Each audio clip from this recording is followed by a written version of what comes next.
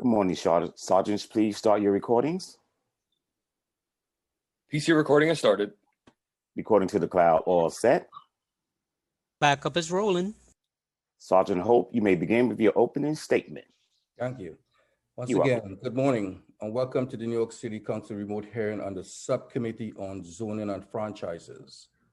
At this time, will all panelists please turn on your videos for verification purposes. I repeat, all panelists, please turn on your videos. To minimize disruption, please place all electronic devices to vibrate or silent mode. If you wish to submit testimony, you may do so at landusetestimony@council.nyc. I repeat, landusetestimony@council.nyc. Chair, we are ready to begin. Thank you. Good morning. I'm Councilmember Francisco Moya, Chair of the Subcommittee on Zoning and Franchises. I'm joined remotely today by Council Members Barry Grodenchik, Ayala, Rivera, Reynoso, and Borelli. Today, we will hold public hearings on rezoning proposals for Acme, Gem Street, 261 Walton Avenue, 30-02 Newtown Avenue, and 606 Neptune Avenue, 300 Huntington Street, and Arthur Avenue. But first, we will vote on a number of items heard by the subcommittee at our April 20th meeting. We will vote to approve pre-considered LU 772 for the 86 Fleet Place text amendment relating to property in Majority Leader Cumbo's district in Brooklyn. The proposal seeks a zoning text amendment to modify the special downtown Brooklyn district use regulations to facilitate the operation of community facility use at the site. Majority Leader Cumbo is in support of the proposal. We will also vote to approve pre-considered LU 773 and 774 for the 68-19 Woodhaven Boulevard rezoning relating to property in Councilmember Kozlowitz's district in Queens. The proposal seeks a zoning map amendment to change existing C81 to an R4 district to an R6A and R6A/C23 districts, and a related zoning text amendment to establish a mandatory inclusionary housing area utilizing option 1 and 2. Councilmember Kozlowitz is in support of the proposal. We will vote to approve with modifications pre-considered LUs 775 and 776 for the 431 Concord Avenue rezoning proposal relating to property in Councilmember Ayala's district in the Bronx. The proposal seeks a zoning map amendment to change an existing M1-2 district to an R7D district, together with a related zoning text amendment to establish a mandatory inclusionary housing area utilizing option 1 or option 2. Our modifications will be to remove MIH option 2 while retaining option 1. Councilmember Ayala is in support of the proposal as modified. And I'd like to recognize any of the council members that have a related rezoning here to, if they have any words.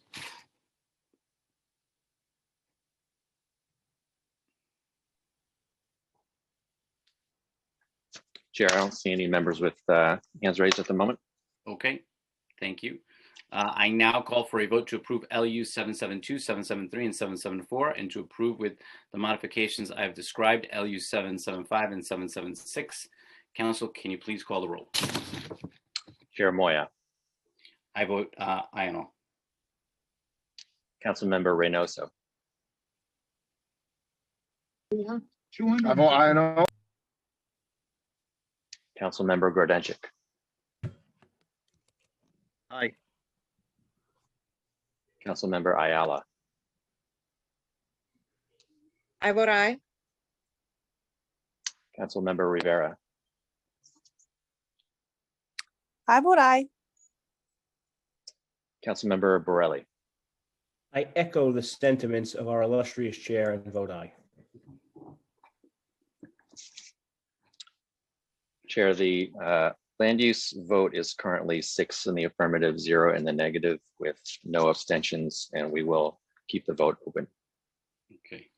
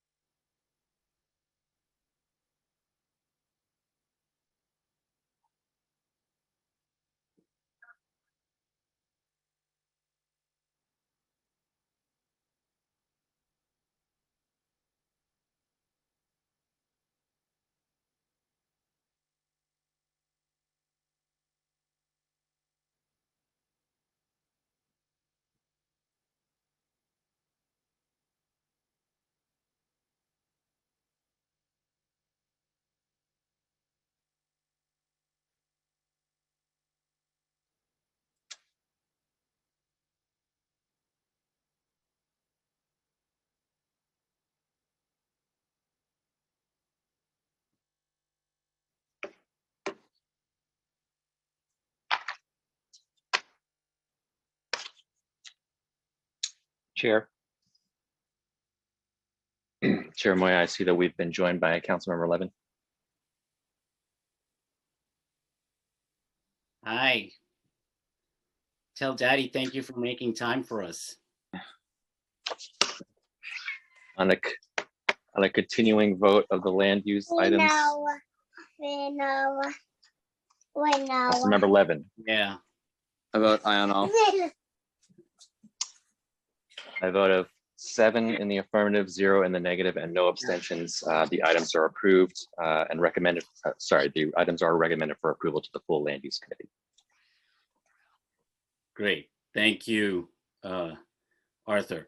I now open the public hearing on LU 779 and 780 for the Acme Smoke Fish Gem Street rezoning proposal, requesting a zoning map amendment and a zoning special permit relating to property in Councilmember Levin's district in Brooklyn. I will remind the viewing public, for anyone wishing to testify on this item, if you have not already done so, you must register online in advance, and you may do so now by visiting the council's website. Council, if you could, please call the first panel for this item.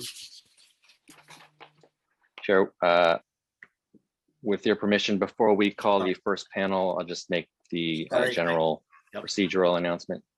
Sorry.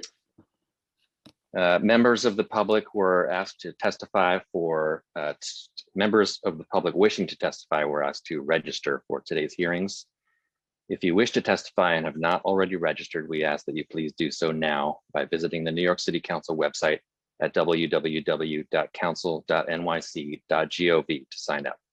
Members of the public may also view a live stream broadcast of this meeting at the council's website.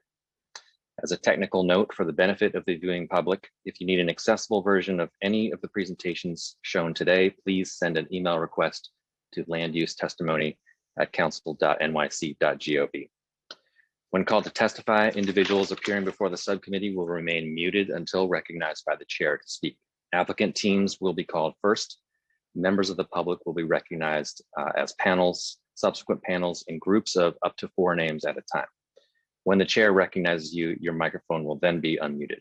Please take a moment to check your device and confirm that your microphone is on before you begin speaking. Public testimony will be limited to 2 minutes per witness.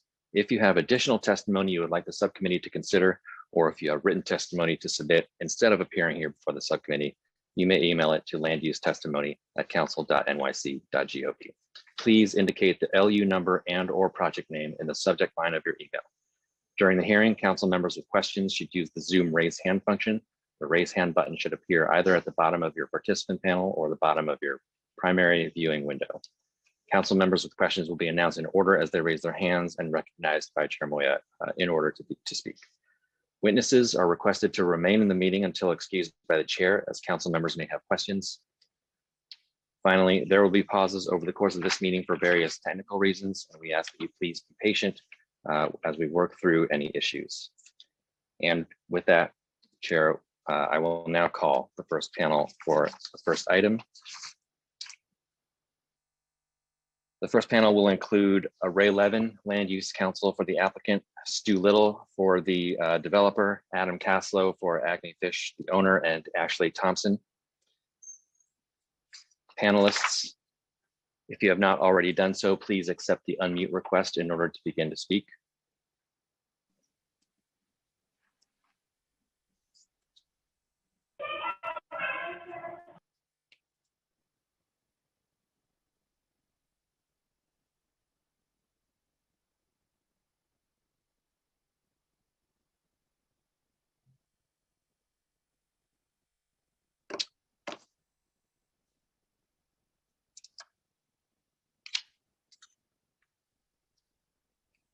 Sorry, were you all waiting for me to speak?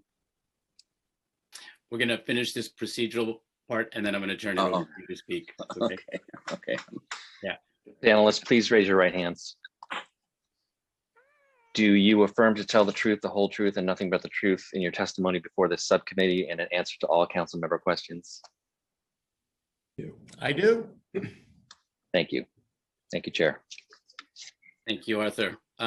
Just before we get started with the panel, I just want to turn it over quickly to Councilmember Levin for some remarks.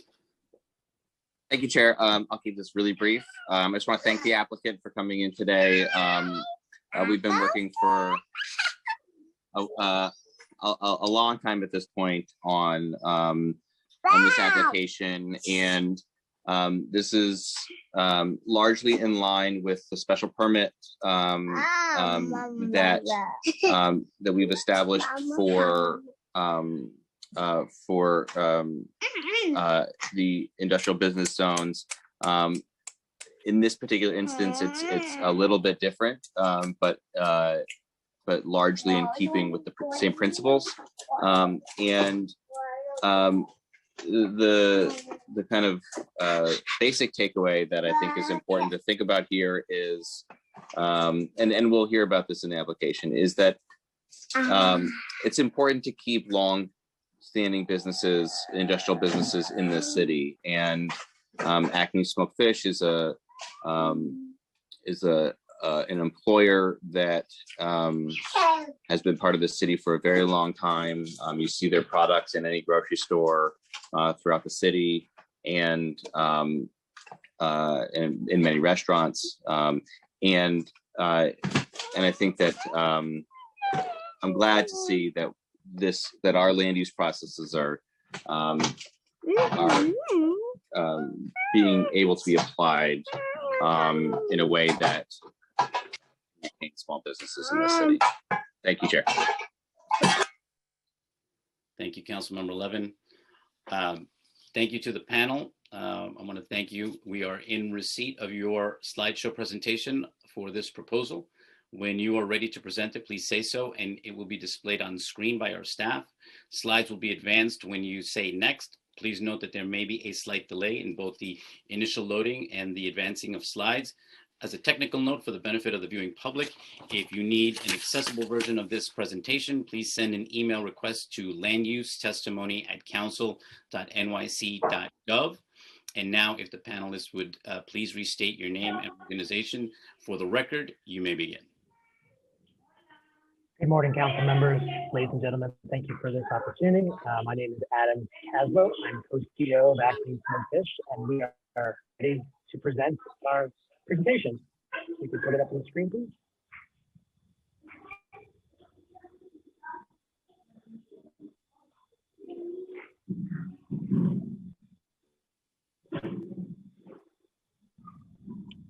Okay, and I see it now.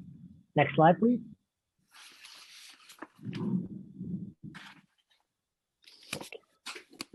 Acme Smoked Fish was started in Brooklyn by my great-grandfather, Harry Brownstein, in 1906. Harry was a wagon jobber, meaning he started selling fish from a horse-drawn wagon, leading to the creation of one of Brooklyn's best-known brands, delivering quality products to hundreds of restaurants, bagel stores, appetizing shops, retailers, and other establishments throughout the 5 boroughs, including exporting the products throughout the world. Acme's grown substantially over the past 100 years, and now we have a number of facilities up and down the eastern seaboard. In fact, even as we seek approval to build a new headquarters and factory in Brooklyn, we're completing construction on a distribution center in New Jersey and continue to a new manufacturing site we opened in North Carolina just a few years ago. Next slide, please.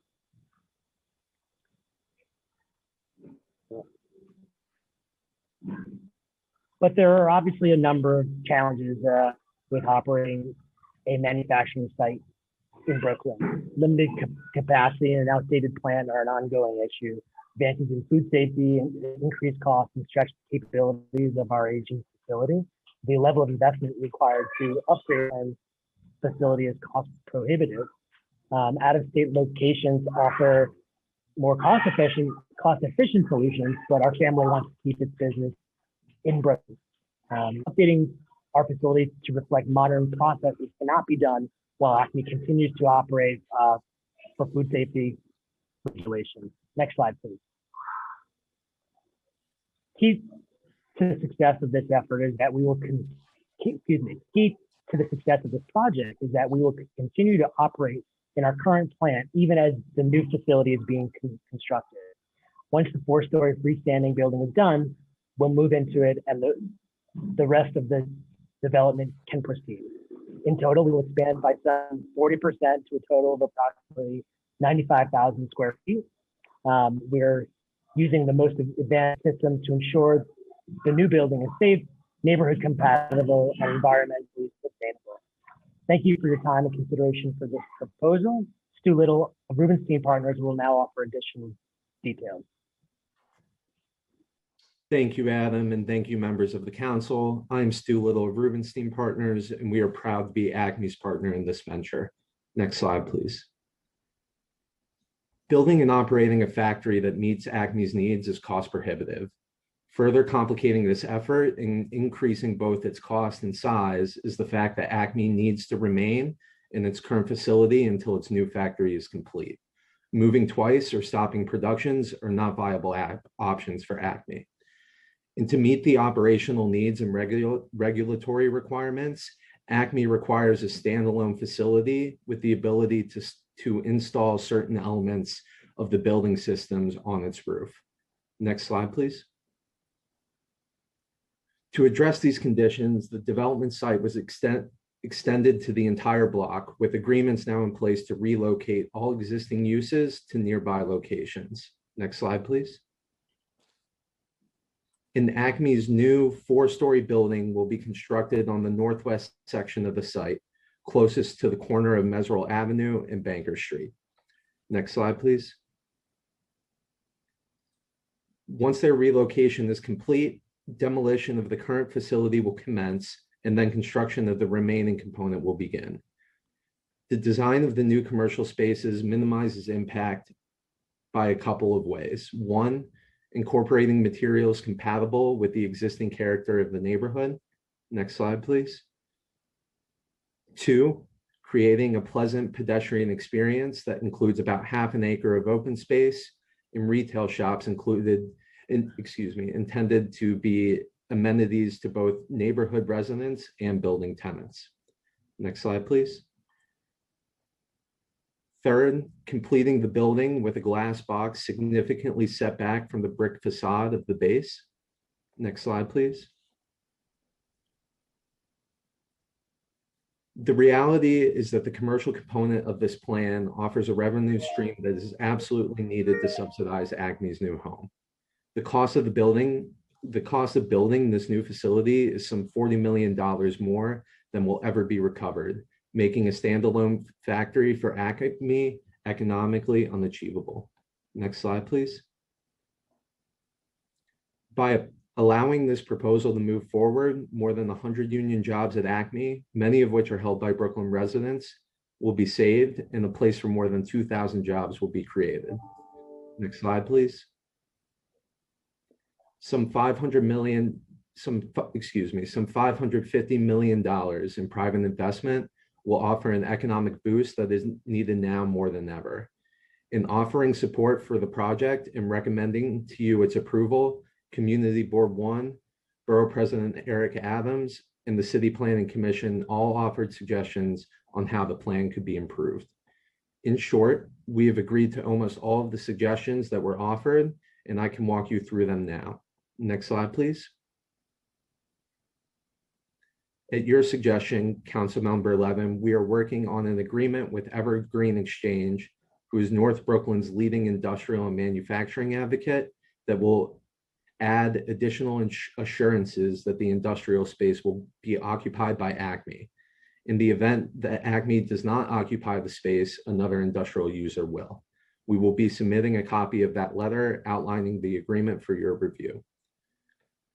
To ensure that local residents are fully able to enjoy the benefits derived from the development, as recommended by CB1, we have an agreement in place with St. Nick's Alliance, which will serve as our partner in providing skills training and job placement services for at least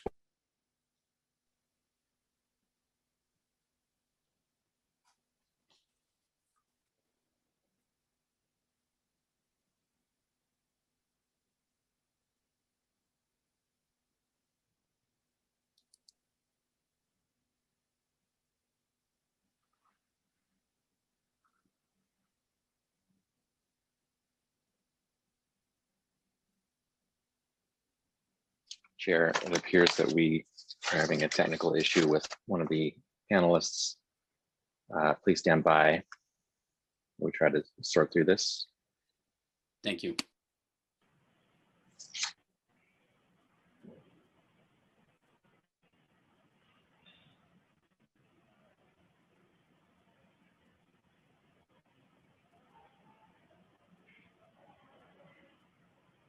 Mr. Little, if you can hear me, we appear to have lost you for a moment. Are you here? Hi, apologies for that. I apparently got kicked, but I am here now and ready to continue. So, as I was saying, we'll be providing quality jobs for building service workers through an agreement with 32BJ and for construction workers by following the citywide industry agreement. Also, we will comply with all local laws and include several environmentally friendly best practices. And we will improve the pedestrian experience through the creation of more than half an acre of open space that will link McCarran Park to the future Inlet Park. Excuse me, to the future Bushwick Inlet Park. Next slide, please. We also looked at recommendations to shift FAR to widen base floors, which you can see here. Next slide, please. We found that doing so would require the elimination of open space and significantly reduce energy efficiency, as demonstrated in these slides. Next slide, please. And ultimately, those proposed changes would challenge the economic viability of the development.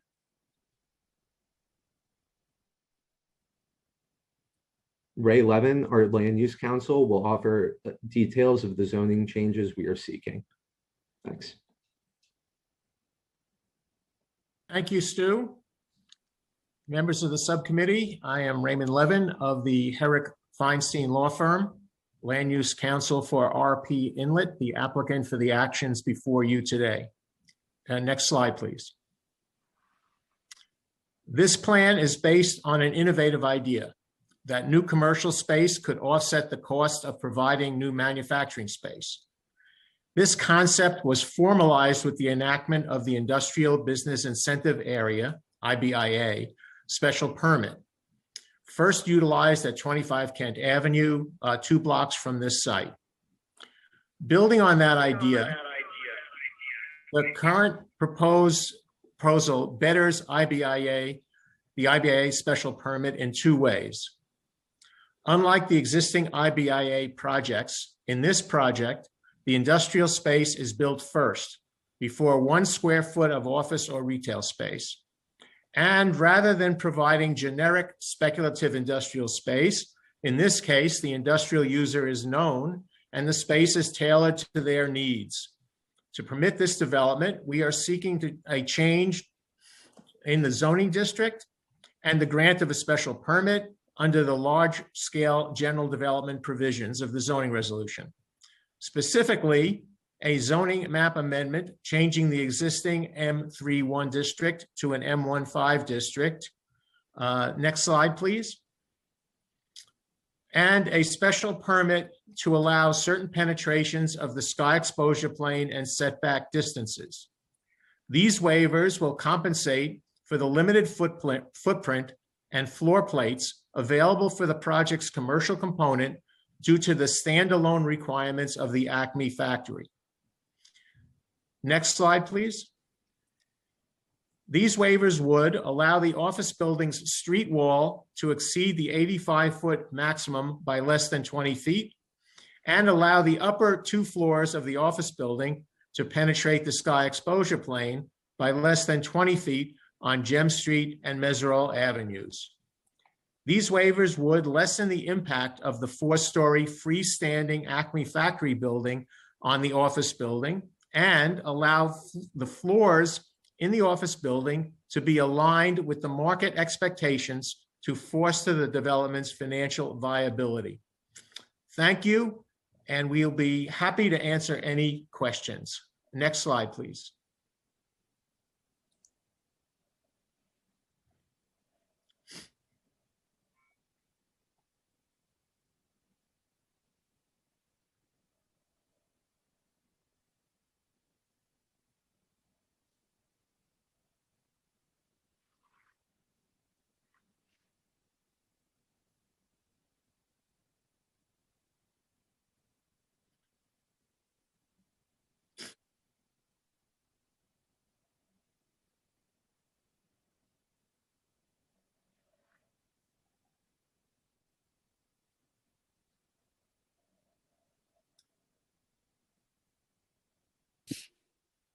We're available for questions. Thank you. Sorry, there was a delay in that. Thank you. I appreciate it.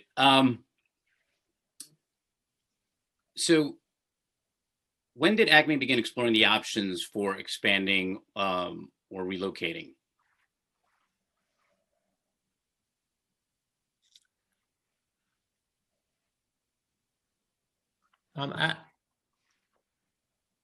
I don't know whether Adam is still with us. I know he had to catch a plane, and they were looking at this for some time. I'd say at least 5 years. Okay, and if you can just go into again, how does the existing facility fail to meet the company's needs? It's made up of multiple buildings that they've purchased over time, starting in the 1950s. So it's sort of a stitched together facility, very hard to operate efficiently.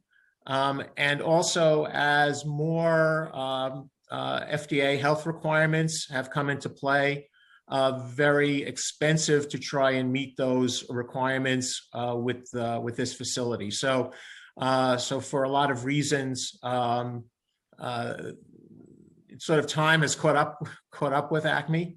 And as Adam mentioned, they had built a factory in the Carolinas, which was which complied with all those laws, was much more efficient, and they'd like this facility to be up to that standard. Okay, and did Acme consider any new locations elsewhere within Brooklyn or New York City? Or has there been consideration to relocate outside of the city of New York? Well, as I said, they have a plant which they built in the Carolinas. They looked at. Let me take a step back. Yes, they looked at. Ray, I'm unmuted. And, oh, I'm sorry. No, it's fine. We were having some technical issues, but you captivated, I'd say, the majority of the story accurately. And again, I apologize, as Ray mentioned, I'm unable to be on video right now. That's so fine. Simply put, our business has thankfully grown, and as Ray mentioned, we've assembled kind of buildings throughout the block of Gem Street over time. But because it was never designed to build for its current intended use, in the early 1950s, it's a zigzag of sorts, and it's quite inefficient. So we've been unable to fix some of those inefficiencies while still being able to operate over time. Additionally, the headquarters of our business is in Brooklyn. All of our staff and teams are based in Brooklyn, and so we've just simply outgrown our current space. In answer to this second question, I think was, have we looked at other options?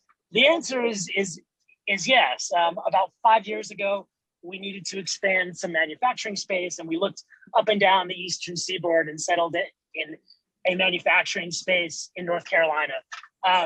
While it suited our needs, definitely we gave up something by not being in Brooklyn.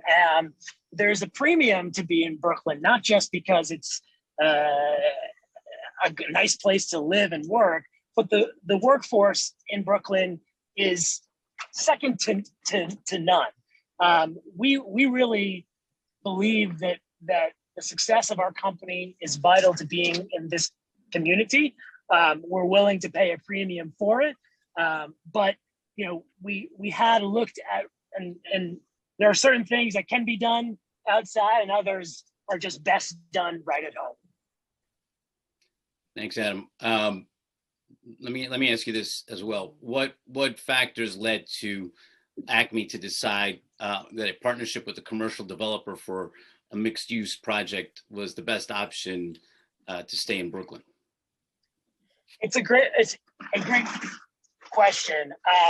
I think my family and our leadership team has kind of pondered on how do we grow and expand, but we're not in the real estate business. We're in the smoked fish business. We have this property that we've sat on, and it was kind of like, and I remember back when I first joined the company, we were such an advocate of the IBZ and wanting to make sure that no one was going to kick us out as the neighborhood was changing so rapidly. Fast forward 15 years later, it feels that manufacturing and residential and commercial are sort of in this coexistence in creating the allure for the community. Not the question. I'm sorry. Your question was, I'm sorry, remind me of the question again. It's all right. I said, what factors led you to decide to partner up with a commercial developer on the mixed use project? So like I said, we didn't know the first thing about being in the real estate business. A mutual friend of mine who had worked with Rubenstein introduced us and basically said, Rubenstein was the first real estate professional to come to us with a plan for how to help our business. It was an Acme-driven idea, that allowed us to grow for the next generation, and still, you know, I guess, solve for the business part. You know, we used to get calls from real estate people all the time about our property, but we didn't know where we would go if we moved out of Brooklyn. So ultimately, the ideas that Rubenstein brought to the table were so intriguing, and we were working on this plan for well over a year and a half before bringing it here today. Great, thank you. So with that, there is an existing zoning special permit under section 74-86 to facilitate the mixed industrial commercial projects and ensure that the inclusion of permanent industrial space and which was used by a member of this development team, Rubenstein Partners, to facilitate the 25 Kent building in Brooklyn. Why is that special permit tool not being used for this proposal? Well, that special tool was tailored to that project at 25 Kent that Rubenstein undertook and fulfilled its commitments and built the building. And it's there today if you want to go see it. Because of the standalone nature of the Acme facility and the fact that the Acme facility is being built first and then the rest of the site becomes available, some of the provisions in the special permit having to do with height limits, having to do with certain open space requirements, having to do with certain floor area requirements, could not readily been met. We've spoke to the city planning department about modifying that special permit. At the time, they were not. Can you? I don't mean to cut you off, but you mentioned height and floor space. So can you tell me what the difference was? Well, the height is 110 feet in the IBIA special permit, which can go up to 135 feet if you meet certain open space requirements, certain configurations. Our building as proposed is 178 feet. Part of that is because the factory building itself is 80 feet or so. And therefore you can't build across, the whole site. Some of the, as was shown in our slides, some of the proposals by the Brooklyn Borough President in terms of widening out the building and covering more of the site as a way to bring the height down, that went a little bit, but in order to bring it down and meet those requirements, you basically have to have the factory. You couldn't build the factory independent, and therefore, Acme couldn't keep working. So that the floor area is slightly different. The floor area in the M15 is 5.0. The maximum floor area you could get in the IBIA is 4.8. Not a huge difference, but enough. This project, as Stu mentioned, the economics to keep the factory going are difficult, and the subsidy that the office building provides is helpful, and every square foot matters. So that's the other major change. There are a whole slew of urban design items in the IBIA. This building was not designed with those in mind, and the requirements of the open space. There were, in order to get the height up to 135 feet, the open space had to be a certain configuration in a certain location. As you can see in our proposal, we have significant open space, which is going to be public open space under the general large scale special permit. But the configuration of it and its relationship to the building is slightly different than the IBIA would require. So there were a number of things that that we spoke to city planning about as an option for this project. At the time, they were not enthusiastic about trying to tailor the general IBI text to this project. And so we went with the M15. As I said, I think that since we're building the factory before we build any of the commercial space, it's very different than the IBIA model, where everything gets built together and you really don't know who is ultimately going to occupy the industrial space. In this situation, you do know, and they're right here with us testifying before you. Well, thank you, because you answered my follow-up question to that just now. So we're slimming the questions down now. You might have mentioned this before, and I think it came up in one of the slides, but since the industrial space, you're just mentioning that just now, will actually not be required through zoning, what guarantees are there that future development will actually include the proposed space for the Acme fish? Well, I think, to reiterate, we're building the factory first. I mean, that's what's unique about this project. Basically, the office building, which would spin off funds to subsidize the factory rental. The factory gets done first. We don't even build any of the commercial. So number one, we have a factory. We're assuming Acme is going to move into that, since this has been driven by them, as Adam mentioned. What happens if they either don't move in for some reason, or at some point in the future their lease runs out, the world doesn't want smoked fish anymore? How are we sure? Well, what we've done is we've been working with on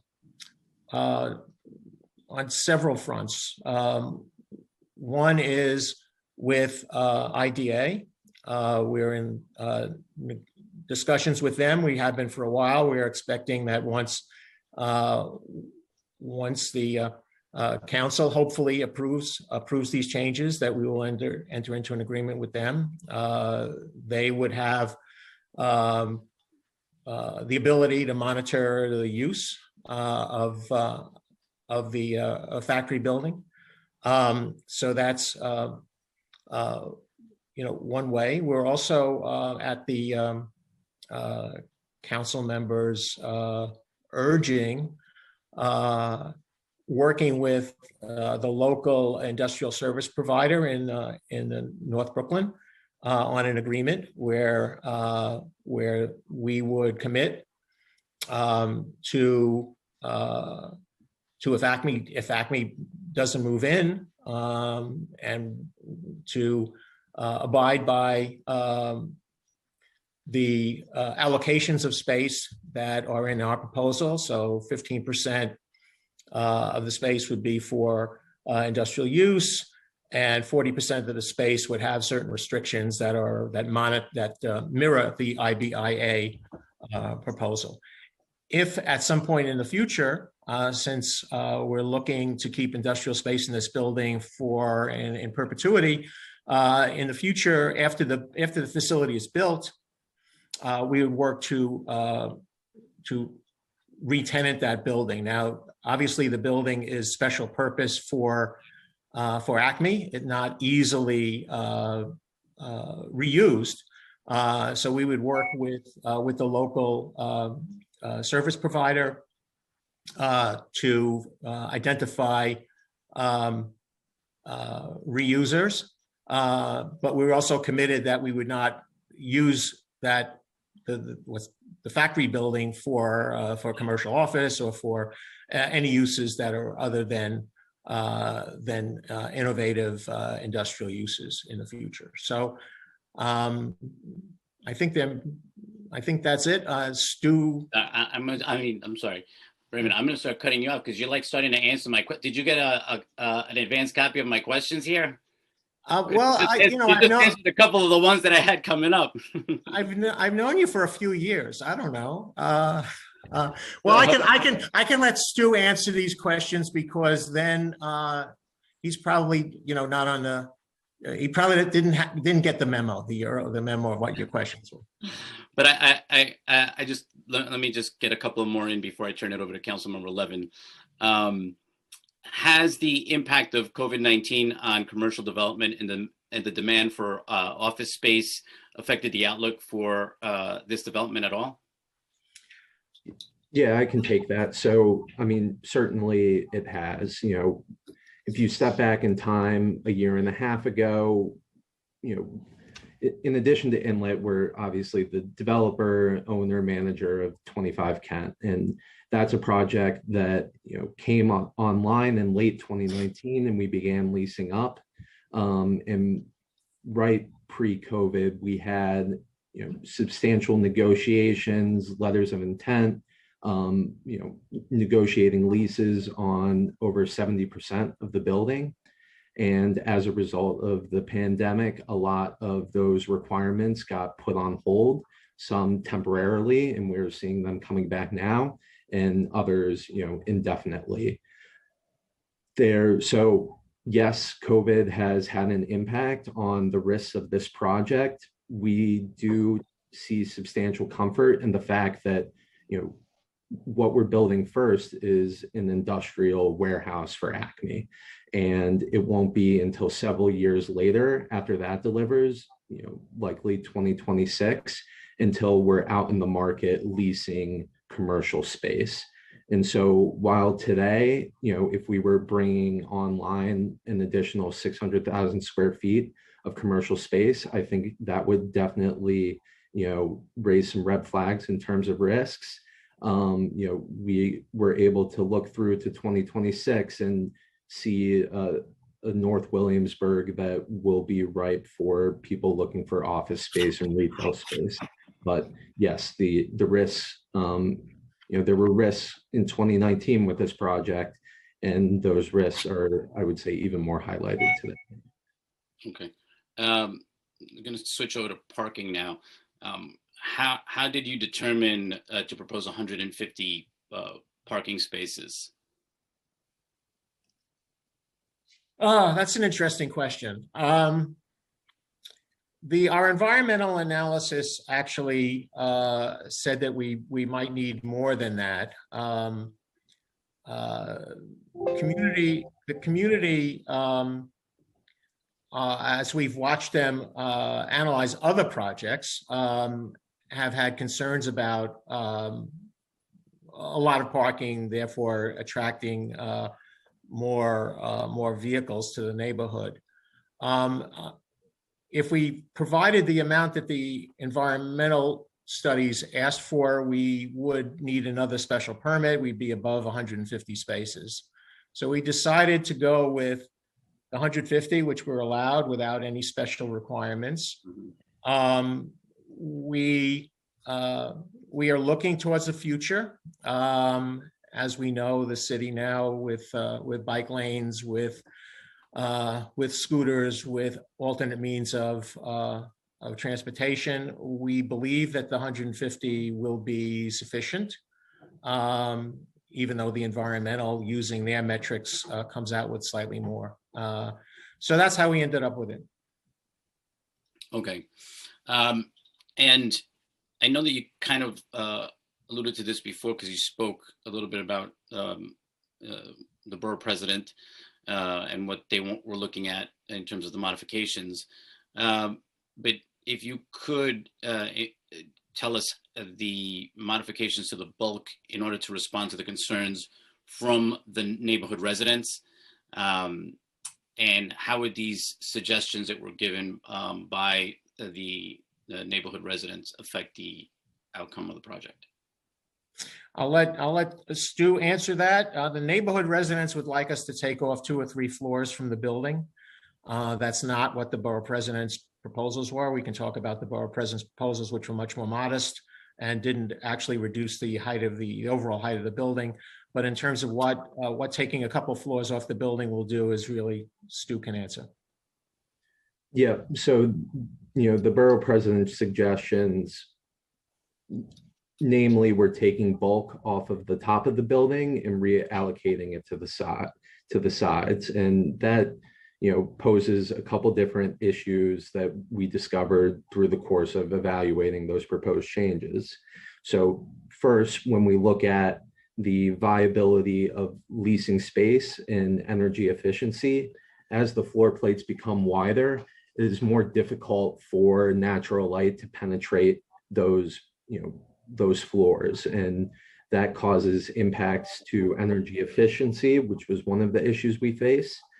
Also, given the size of, as you continue to widen out the floors, they become less desirable because people are looking for a natural feeling of the height of a floor to the width of the floor. And so as we continued to widen the floors, we thought that the potential marketability of that space could be at risk. Third, the higher floors in these developments are more attractive to potential renters of space than the lower floors. And so by removing, substantial sections of the top floors and reallocating them throughout the building, we estimated that in addition to the $40 million shortfall that exists on Acme, we would be these changes would contribute at least an additional $5 million, making the project economically not feasible. And then fourth, and this definitely isn't scientific, but just looking at the plans and the open floor space, outdoor space, it felt impeded by the changes there due to the creation of some overhangs on open floor outdoor space that would otherwise exist. And so it was really the culmination of a handful of characteristics that resulted from the proposed changes that led us to, go back to CPC, explain to them, why we came out where we came out. And, I think the project that they propose that you're seeing today, they agree reflects, the best foot forward that we have. Okay. And this is my last question. Do you have a plan in place to ensure local hiring and MWBE participation during the construction phase? Yes, so we will be applying to ICAP, which has requirements as part of that program. So yes. Okay, thank you. That's it for me. I want to now turn it over to Council Member Levin for some questions. Thank you, Chair. Thank you very much, Stu and Ray. I don't know if Adam's still on. Thank you, Adam. I'll just first off say, I had the opportunity of, I think it's probably 2 years ago at this point, in the summer of 2019, I believe, went and saw the facility, put the sanitized boots on and walked around, and was really struck at how cramped it is. It's an older facility. It's it's obviously highly sensitive space, because it's a fish manufacturer that is, that where fish is being smoked, you have raw fish. You can't have the raw and the smoked, the cooked in the same space, and so having all of that so close is very, I could see why that's problematic for a business to continue to grow. What's the current square footage that you have right now, Adam? Roughly 60,000. And the new facility would be how many? 95,000. But we get a blank canvas, so it's much going to be used much more efficiently.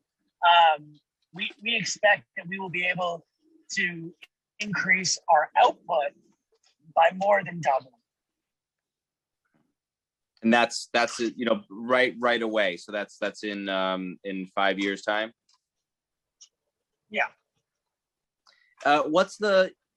You have over 100 employees. What's the average length of time that an employee at Acme's worked there? Oh my gosh. Put it this Or if way, you don't I have used it, to that's get- fine. I don't have that. That I can give you off the cuff, but it's got to be about 10 to 12 years. I mean, these old Polish ladies still want to pinch my cheeks, and I'm 38 years old.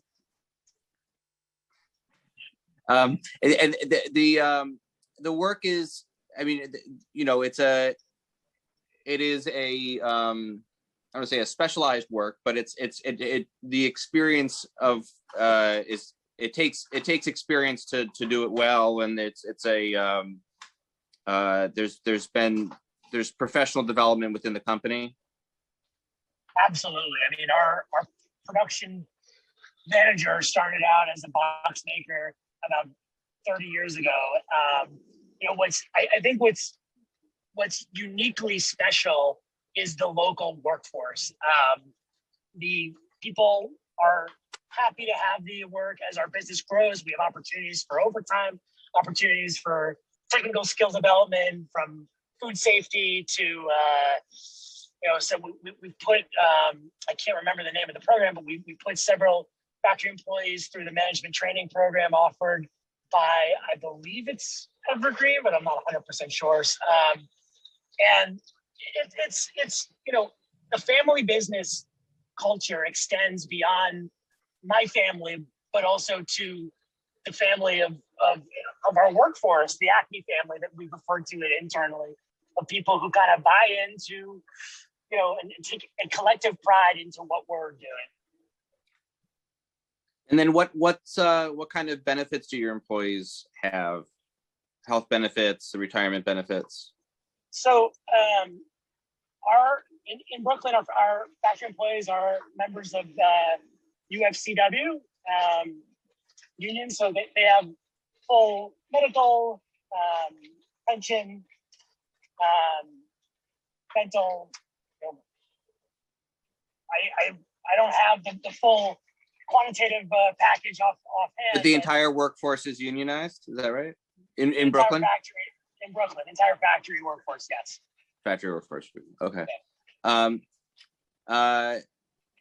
mean, I'll just, editorialize for a second. I think that it's, Acme has been one of the kind of long time larger food production companies in North Brooklyn. And, recently in the last 10 years, there was another large family-owned food manufacturer, Cumberland Packing, or Sweet and Low, down by the Navy Yard, that did in fact move to another state that had a lot more space and probably lower wage standards and work safe standards. So I've seen it happen. So I am, I think, we're looking at this as a land use matter. It has to make land use sense. That said, I do appreciate, Acme making the long-term strategic decision to stay here.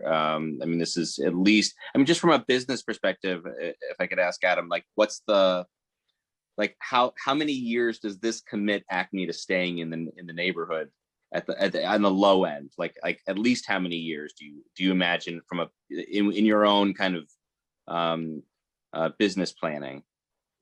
In my mind, the terms of the lease that we're doing is 10 or 15 years. No, 30 with extension options up to 50. So to the extent that that answers, we're planning on signing a 30 to 50 year lease. I think that,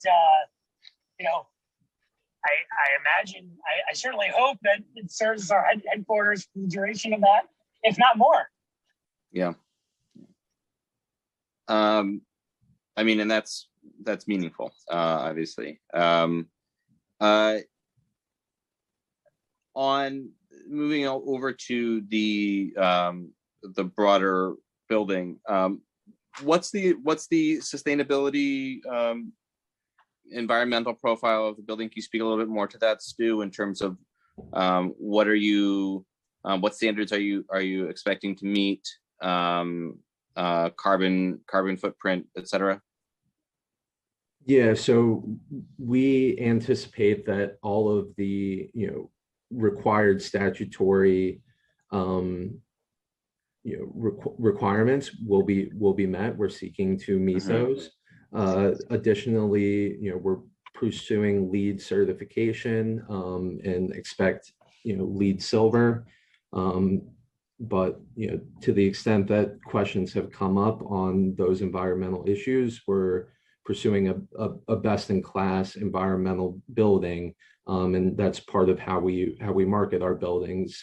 Similar to how we did at 25 Kent, to tenants who care about these things.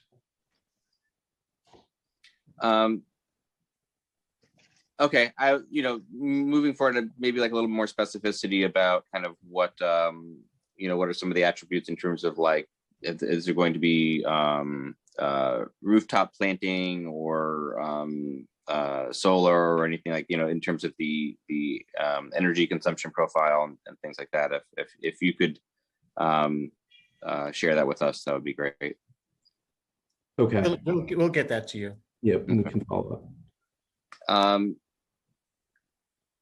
In terms of kind of the industrial component and the mechanism by which that's committed, obviously with the special permit that gets locked in, what's the mechanism that we're looking to use here? Well, we have IDA. I mean, the community board, borough president, both encouraged us to pursue IDA, which we are doing, and we assume that will be in place. That I believe extends for a minimum of 25 years. That IDA, we will indicate that it's for the industrial use. I know that there was a concern that somehow between the time that these zoning matters are approved and the time that the factory is completed and ready for occupancy, that something could happen which would cause Acme not to go into the building. As I said, we don't think that'll happen, but if it does, we've entered into we're negotiating an agreement with Evergreen to monitor that situation and have indicated that at that time we would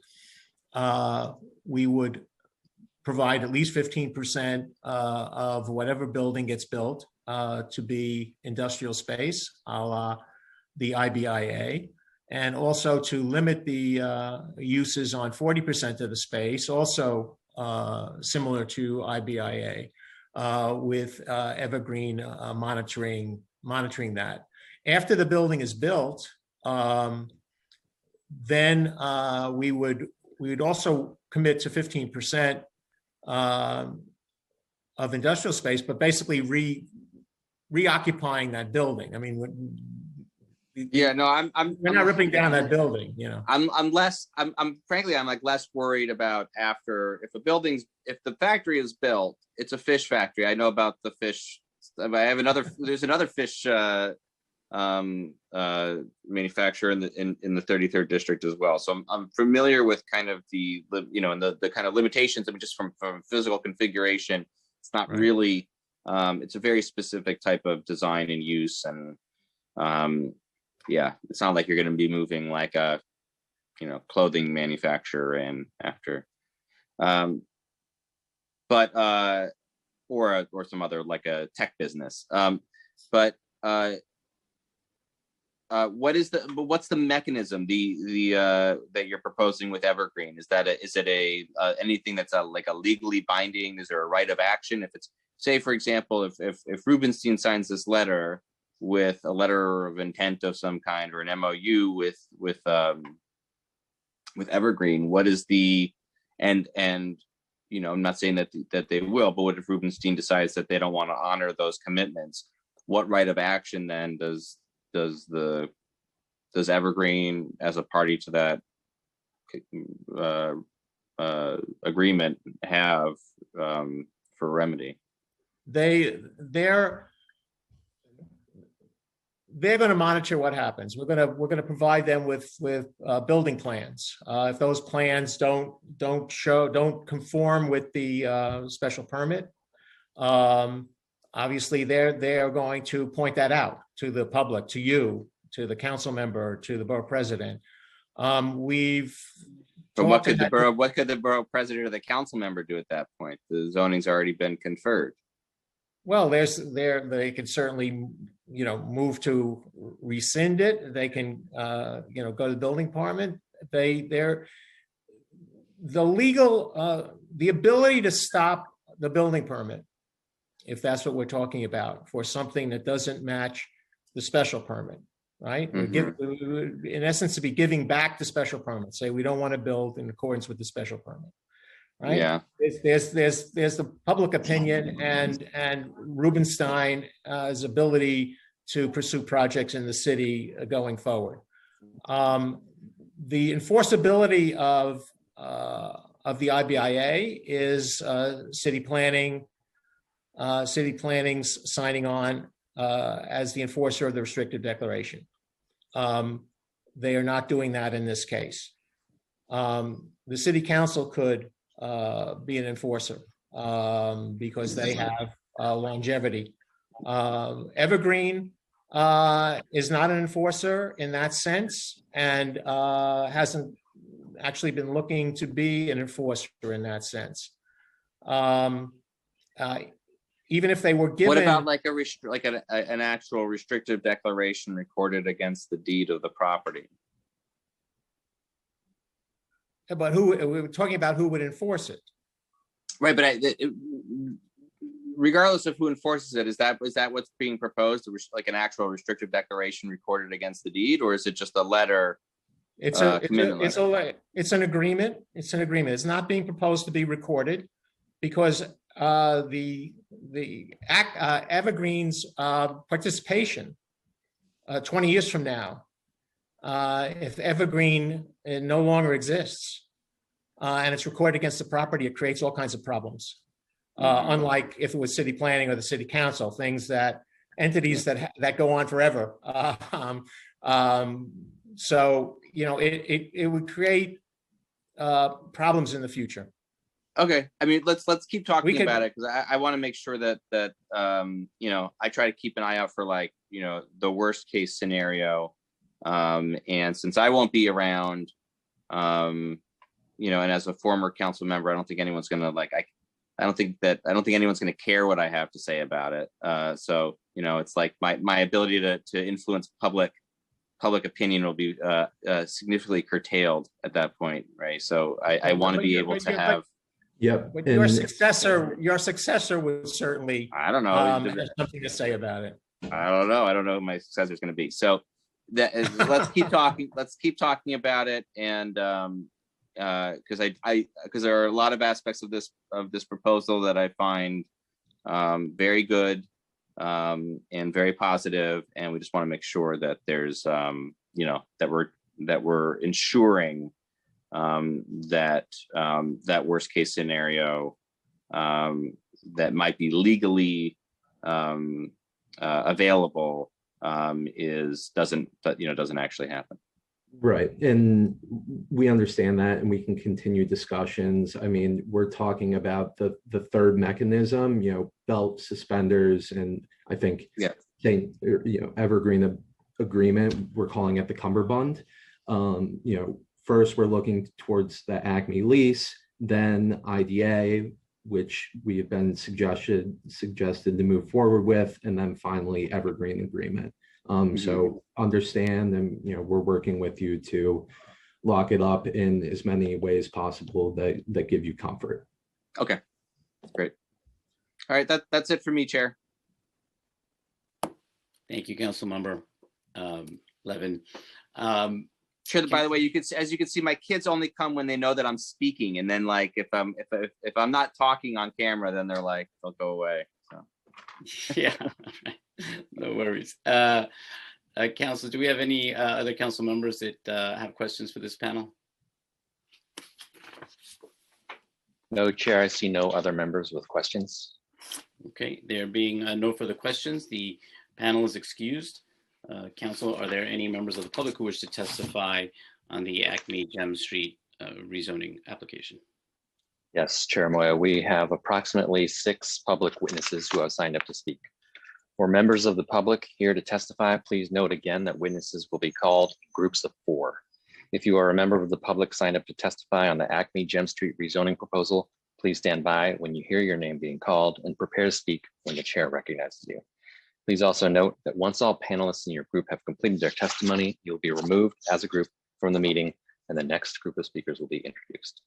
Once removed, participants may continue to view the live stream broadcast of this hearing at the council website. And we will now hear from the first panel, which will include Larry Rothschild, Randy Piers, Grace Bristol, and Paul Samulski. The first speaker will be Larry Rothschild, followed by Randy Piers. Time starts now. Just a quick reminder to the members of the public, you will be given 2 minutes to speak, and please do not begin until the Sergeant at Arms has started the clock. So, Randy, you may begin. Time starts now.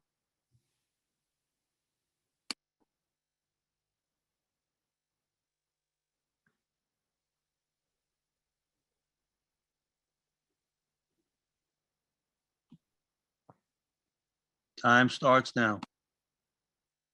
Is it? Our first speaker will be Larry Rothschild, Okay. who will be followed by Randy Pierce. Okay. Larry, whenever you're ready. Good morning. Thank you. I was on mute. I'm Larry Rothschild, Director of Workforce Development at St. Nick's Alliance. Speaking on behalf of the Acme Redevelopment Project, we're in the process of forming an agreement with RP Inlet Rubenstein and in terms of construction jobs and construction training. And so there's a real commitment to hiring locally from Community Boards 1 and 4 and Brooklyn with underemployed.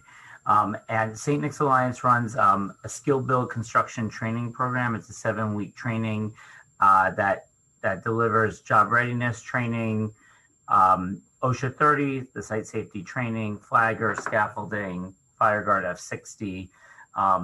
And in this partnership, we would be training up to 50 individuals, and there's a commitment to hiring 25 on the project. And so we're excited for this partnership to give our trainees and graduates the opportunity to work locally. And there's a commitment from RP Inlet to also invest in these trainees and contribute towards the training that we're developing. So we're very excited for this partnership. St. Nick's Skill Build program has trained in place over 350 people, and we have a 90% placement rate. We look for strong employer partnerships, and we feel that this project, we're excited that this project keeps a long-term employer in the area and keeps jobs in the area. And we feel that our construction skills training, this will give us an opportunity to place future graduates in a local project.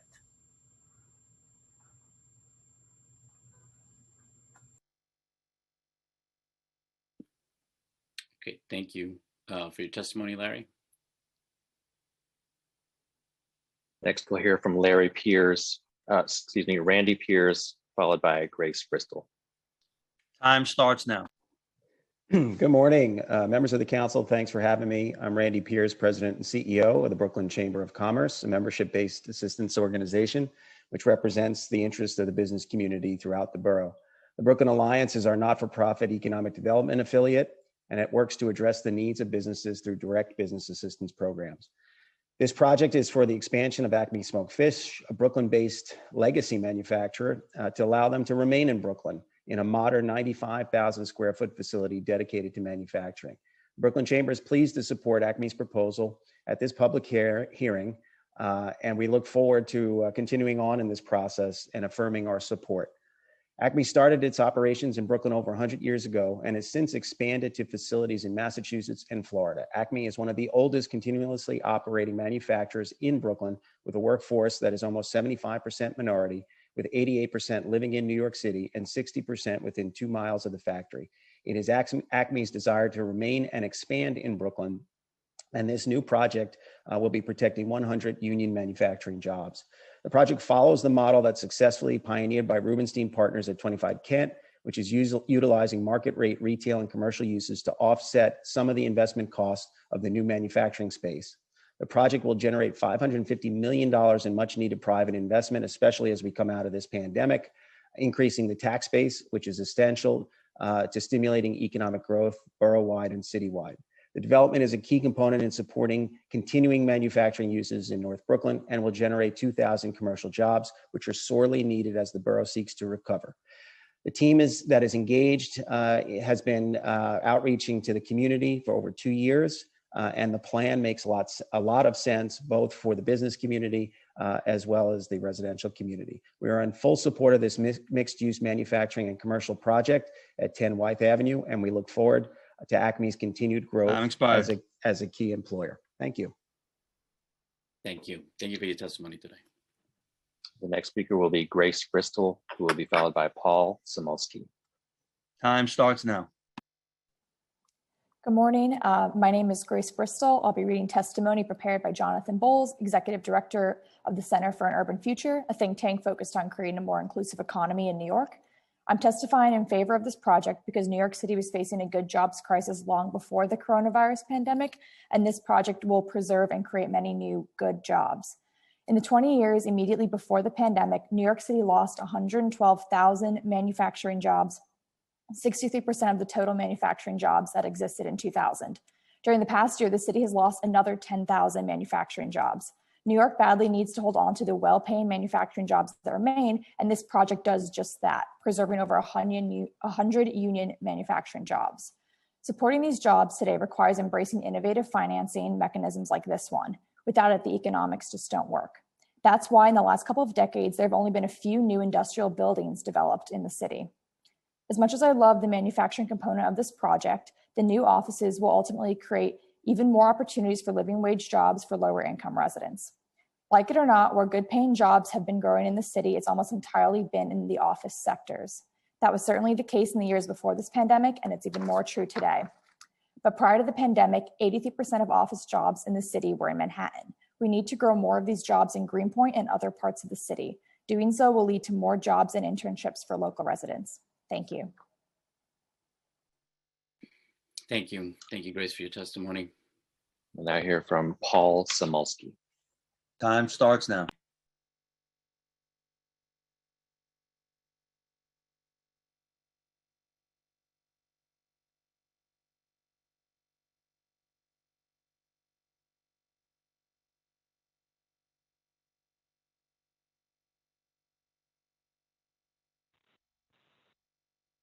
Good morning. Thanks for this opportunity. My name's Paul Samulski. I'm the president of the North Brooklyn Chamber. We represent the businesses within the hyper-local community of Bushwick, Greenpoint, and Williamsburg, and we fully support this project. Acme has been a great neighbor in its current location since 1954, and their company, being in business for 4 generations, has always shown respect, not only for their community, but also for their workforce.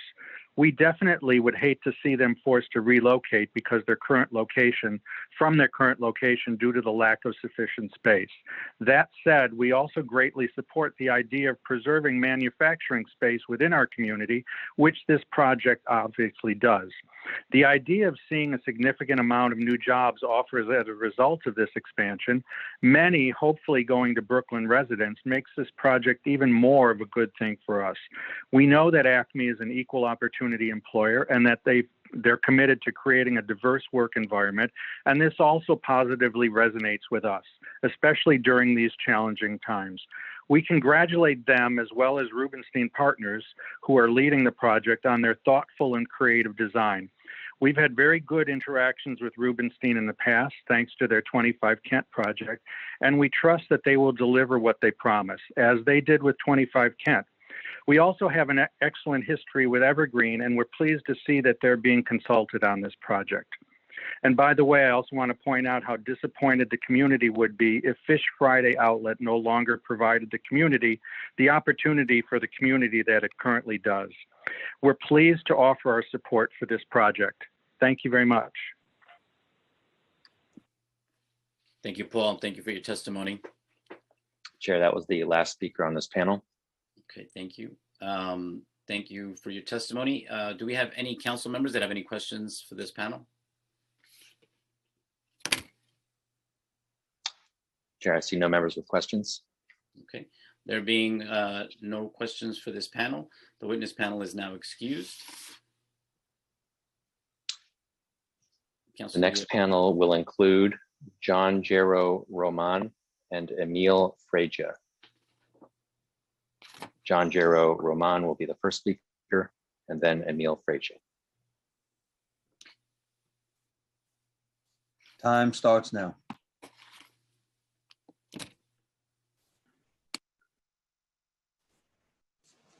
Good morning, my name is John Hyro, and I'm a member of 32BJ.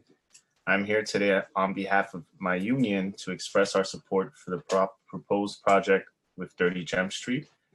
32BJ is the largest property services union in the country, representing 85,000 property service workers in New York City, including more than 1,500 who live in the Greenpoint Williamsburg neighborhood and 486 members who work in the community. 32BJ supports responsible developers who invest in the communities where they build. I'm happy to report that the Rubenstein Partners and Acme Smoked Fish have made a credible commitment to creating prevailing wage building services jobs at this site. This commitment is an investment in the community by providing wages and benefits that give working families opportunity for upward mobility and security. We estimate that this development will lead to the creation of 18 new janitorial jobs and approximately 8 security jobs. It is not often that a company like Acme Smoked Fish stays in New York City. We are so pleased that a company with deep roots in the community is able to expand and develop their facilities while providing opportunities for the community. We are in full support of this project, and we have full confidence that Rubenstein and Acme Smoked Fish will be a responsible employer and presence in the community. For these reasons, we respectfully urge you to approve this rezoning. Thank you. Thank you, John Hydo. Thank you for your testimony today. The next speaker will be Emil Freja. Time starts now. Hello, I'm Emil Freja. I'm the communications manager for Evergreen, the local business service provider in North Brooklyn. I'm testifying today on behalf of Evergreen to express our enthusiastic support for the Acme Smoked Fish expansion. As you know, Evergreen is supportive of the mixed commercial and manufacturing concept. We believe that if it's done correctly, it will result in a minimum of no net loss of manufacturing space while allowing for additional commercial development. We are glad to have an innovative proposal that will allow Acme Smoked Fish to expand in its longtime home in the Greenpoint Williamsburg IBZ. And we appreciate the creative approach that Acme Smoked Fish and Rubenstein Partners have undertaken in developing the commercial manufacturing mixed-use development. We are excited to see it come to fruition and hope that the model will be both successful and replicable. Acme Smoked Fish local expansion is constrained by the existing condition of its real estate holdings and zoning regulations. In recent years, Acme has chosen to expand its operations outside of its longtime home in Brooklyn. This mixed-use project will allow them to create a significant manufacturing expansion on the site they have occupied for almost 70 years. This expansion will allow Acme to increase the number of production and administrative jobs on site. A significant amount of Acme's current, projected, and future workforce is local, meaning that their expansion will have a direct economic impact on the local community. Finally, the insignificant investment in the facility will allow Acme to grow in place in a state-of-the-art production facility purposely built for their needs, ensuring that the proposed expansion will provide high-quality employment opportunities for years to come. Well, we're gratified to see Acme stay on site and Time expired. It's okay. You want to wrap it up, Emil? I'll give you a couple of seconds. No, we support this. Okay. All right. Thank you for your testimony. Thank you. Chair Moya, that was the last speaker for this panel. Yeah, I see no members with questions at this time. Okay.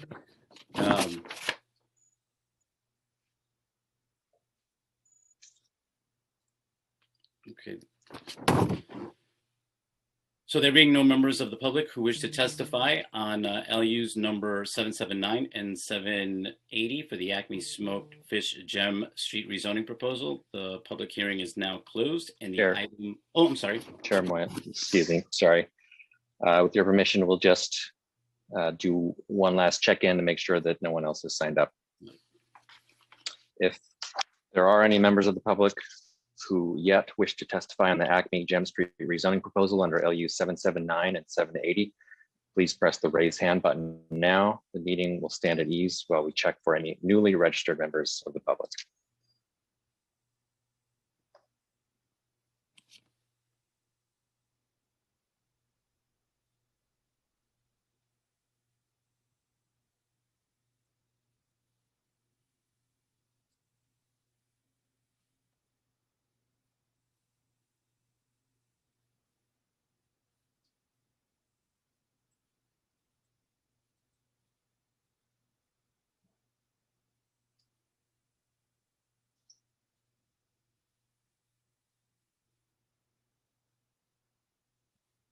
Okay, Chair Moya, I see no other members of the public who wish to testify on this item.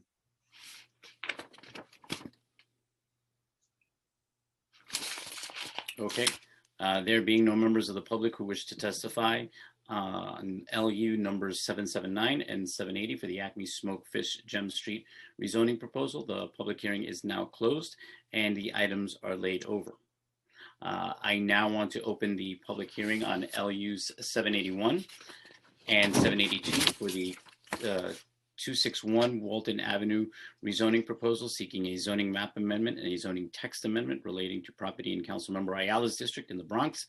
Once again, if you wish to testify in this meeting, please visit the council's website now to complete the online registration process, or you may submit written testimony to landuse.nyc.gov.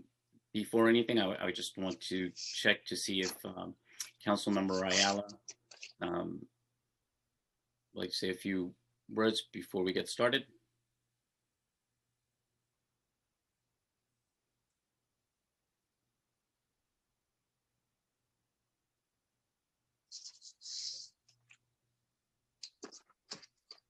Not seeing Councilmember Ayala with the hand raised at the moment, Chair. Okay. So Council, if you could, please call the first panel for this item. The first panel for this item will include Nora Martins, Land Use Counsel for the applicant, Joshua Weissman and William Bollinger as the developer, and John Wolfling as the project architect. Panelists, if you have not already done so, please accept the unmute request in order to begin to speak. Okay, and Council, if you could, please administer the affirmation. Panelists, please raise your right hands. Do you affirm to tell the truth, the whole truth, and nothing but the truth in your testimony before this subcommittee and in answer to all council member questions? I do. Thank you. Thank you. We have received your presentation for this proposal. When you are ready for it to be shown, please say so, and it will be displayed on screen by our staff. Slides will be advanced when you say next. Please note that there may be a slight delay in both the initial loading and the advancing of slides. As a reminder for everyone who requires an accessible version of this presentation, please send an email request to landuse.testimony@council.nyc.gov. And now if the panelists would please restate your names and organizations for the record, you may begin. Good morning, Nora Martins from Ackerman LLP, Land Use Council for the applicant. Hi, good morning. I'm Joshua Weissman, president of JCal Development, the developer. Good morning, William Bollinger, also with JCal Development, developer.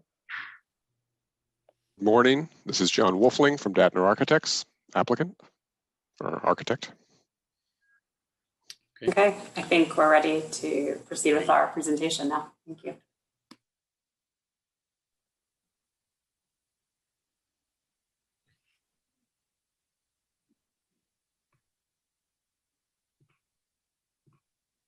Thank you. So good morning again, Chair Moya, council members. Thanks for having us here today. This application seeks a zoning map amendment, zoning text amendment for a site located at 261 Walton Avenue in Community Board 1 in the Bronx. You can see here on the slide the general location, but we'll go into so much more detail there next. In order to facilitate the proposed development, which will be a 100% affordable housing building with ground floor retail, commercial, likely retail use, seek two land use actions, seek the committee's approval of two land use actions, including a zoning map amendment to change the existing special mixed use district, which is a MX13, pairing an M14 and R6A zoning district, seeking to change that to an R8A with a C24 zoning overlay. The zoning district boundaries are coterminous with the site's boundaries, which is just north of East 138th Street between Walton and Girard Avenues. In connection with the zoning map amendment, also seeking a zoning text amendment to establish a mandatory inclusionary housing area, to establish the project area as MIH area option 1. Next. You can see here on the zoning change map to the left, the image to the left shows the current zoning, which the site is entirely included within an M14R6A zoning district, which does permit, as of right, residential and commercial development.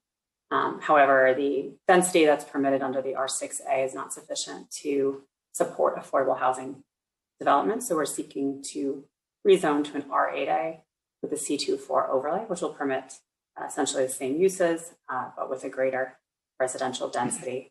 The R8A is the equivalent to what's permitted in the C6 2A zoning district that's located directly across Walton Avenue. Next. This slide shows the current site conditions and the location. You can see outlined in yellow the existing site, which is occupied by a former self-storage facility, fell victim to a fire several years ago and has remained boarded up and unoccupied since that time. So the proposed development would replace that former self-storage facility. On the next slide, you'll see John Wolfling from Datner will explain, but you can see this area here, while very low rise and manufacturing right now is actually undergoing significant evolution as a neighborhood. There are several developments currently under construction, residential developments, and also just planned in the pipeline for the next several years. I'll turn it over to John now. Next. Thank you, Nora. So as Nora mentioned, this is a site that is undergoing a significant transformation. These buildings that we are showing here in orange are either in construction or have been built or are planned, and it's just tremendous. I think it's a neighborhood that has such rich transit that it's appropriate to have this type of density in the neighborhood. But you can see our project at 261 Walton in yellow is it's part of this redevelopment and this density increase, but is actually small in comparison to many of the buildings that are either planned or are being built right now. A lot of these buildings are either mixed income or market rate. Some of them are affordable, But I think the majority of the units that are going to go in here are market rate, and I think our all affordable project will fit in very nicely and help this neighborhood. Next, please. So the building that we have designed and have conceptualized here is primarily residential. It's 12 stories. We are actually maxing out on the floor area before we reach the maximum building height, which is actually 14 stories for the R8A district in the with the MIH program. But as you can see, it's primarily residential, 162,000 square feet. Within that, we're going to be able to provide 190 units of affordable homes, and 48 of them are going to be permanently affordable through the MIH Option 1 program. And we are actually able to provide some parking. The site has some unique topography, which is going to allow us to tuck some parking in along the Girard Avenue side. We've done some extensive geotechnical investigations of the site. We've determined where there's rock, how difficult it's going to be to remove some of that rock. So we think that a significant portion of the Girard portion of the site can actually service as parking or maybe service area for the commercial uses that are intended for the ground floor. We do plan on having 2 ground floor spaces that will front on Walton. There'll be a total of about 19,000 square feet. They are going to be split up into 2 separate spaces because the site, as I mentioned a few minutes ago, has this significant topography. So it would be really difficult to have it be one consolidated space, but we think that the configuration that we have will actually work quite well for the neighborhood. Next, please. So this is the aerial rendering. You've seen this in the initial slide, but we are the design that we've come up with is a mixture of bricks. It's going to be primarily a brick building. We've created a darker base, a cohesive base that ties the whole site together. And the 12-story tower that is above that, that's the residential, is going to be in 2 different brick colors, and there'll be some recesses and changes in the street wall to help diminish the mass of the building. We're also grouping windows together to bring the facade a scale that I think is appropriate to the neighborhood.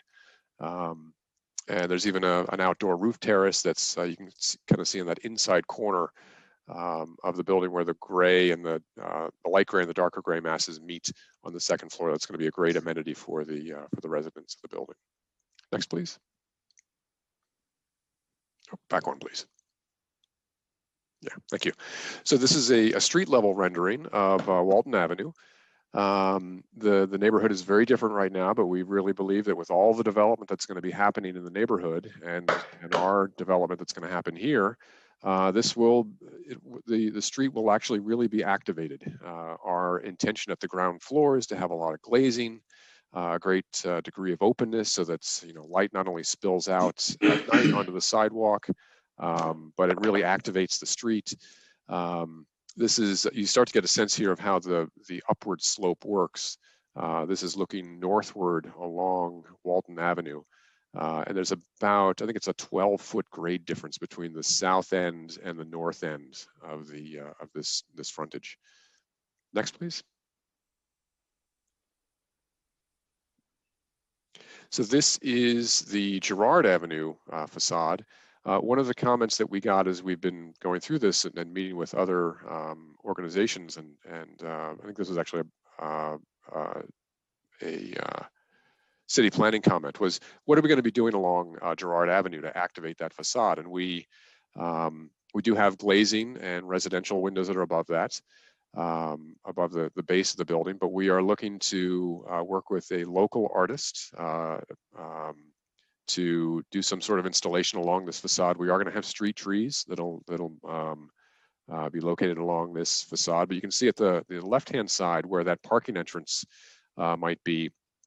But we also have above that, the kind of second floor of this base is a series of windows that would be at the retail spaces that come in from Walton and have visibility out onto Girard Avenue and provide some eyes on the street in that portion of the site. And I think it's Josh is next. If you can go to the next slide.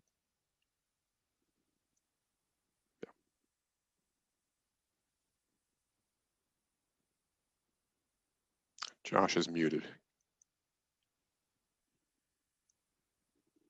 There you go. Okay, thank you so much. Yes, I was muted. Good afternoon, good morning. Thank you for your time. I'm Joshua Weissman, president of JCal Development. On this slide, you'll see we are a Bronx-based real estate development and construction company. Our office is down on Bruckner Boulevard in the South Bronx, Mott Haven area. And on this slide, you'll see some of our other affordable housing projects that we've completed. 950 Summit Avenue was located in the High Bridge section of the Bronx. It's a 58-unit LUP program building, and it was completed back in 2016. We just recently, about a year ago, completed 2395 Frederick Douglass Boulevard, which is between 128th and 129th Street. And that was a full rezoning with a fresh program bonus. We took an existing one-story Bravo supermarket and we rezoned it, and we built 75 Ella affordable housing units and put in a beautiful new 7,500 square foot supermarket, which we'll see in some slides in our presentation. We've also developed down here in the Bronx on Alexander Avenue in the Mott Haven area, some walk-up market rate buildings with ground floor commercial, which I'll speak about too on our next slide. So next slide, please. Regarding the 261 Walton Avenue project, we believe that this project will generate about 200 construction jobs and approximately 25 permanent jobs. That would be within the building staff as well as the retail employees. We've been in the Bronx for over 20 years and primarily have done our work in the Bronx, and we've established a large Rolodex of all Bronx-based suppliers as well as subcontractors. So we believe it benefits both our jobs and also the community to try to keep our suppliers and subcontractors local. People don't have to go over bridges to get to us, and they're usually a quick commute to our job site. For local hiring, we have an MWBE track record. An HPD project, we will have a 25% requirement, which on our last two buildings, we hit that target, very easily due to our knowledge and our history here in the Bronx. And that would be the same for this project as well. We actually already reached out to a local not-for-profit called Sobro down here.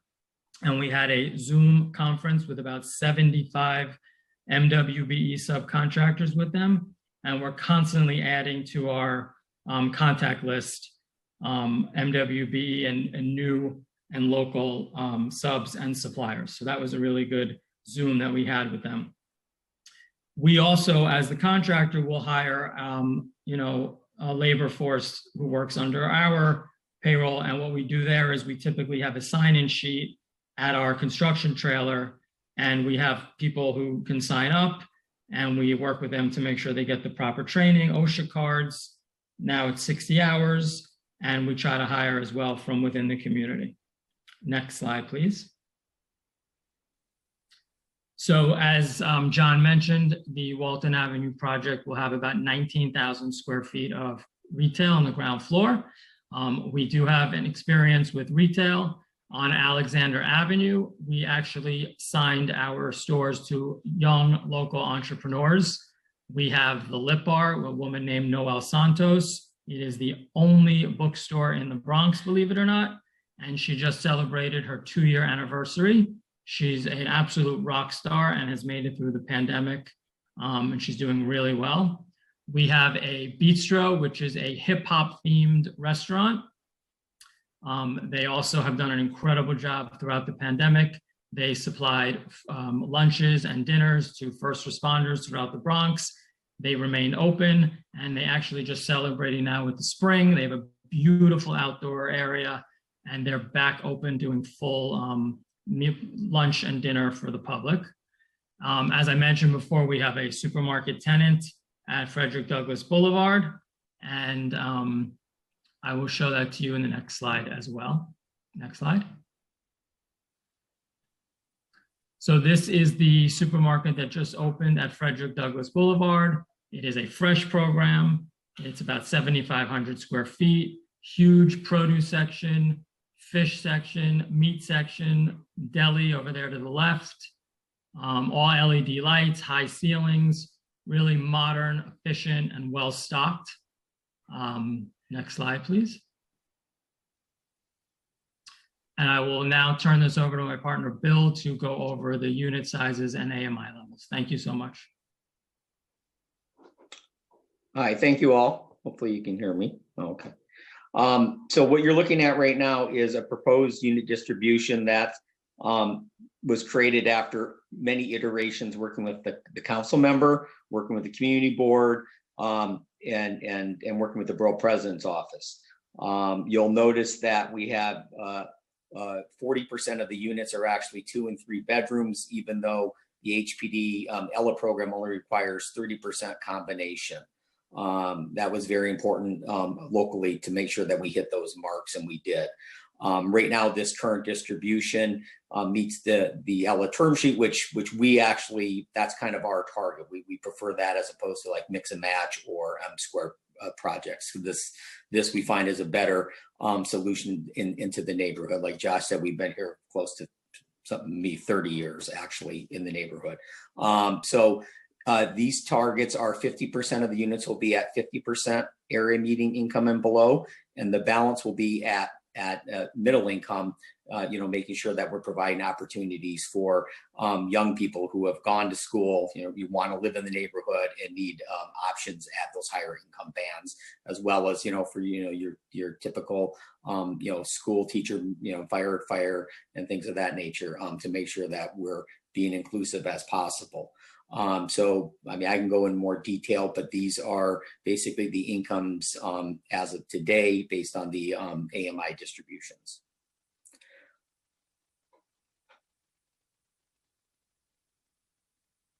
That's it. Thank you.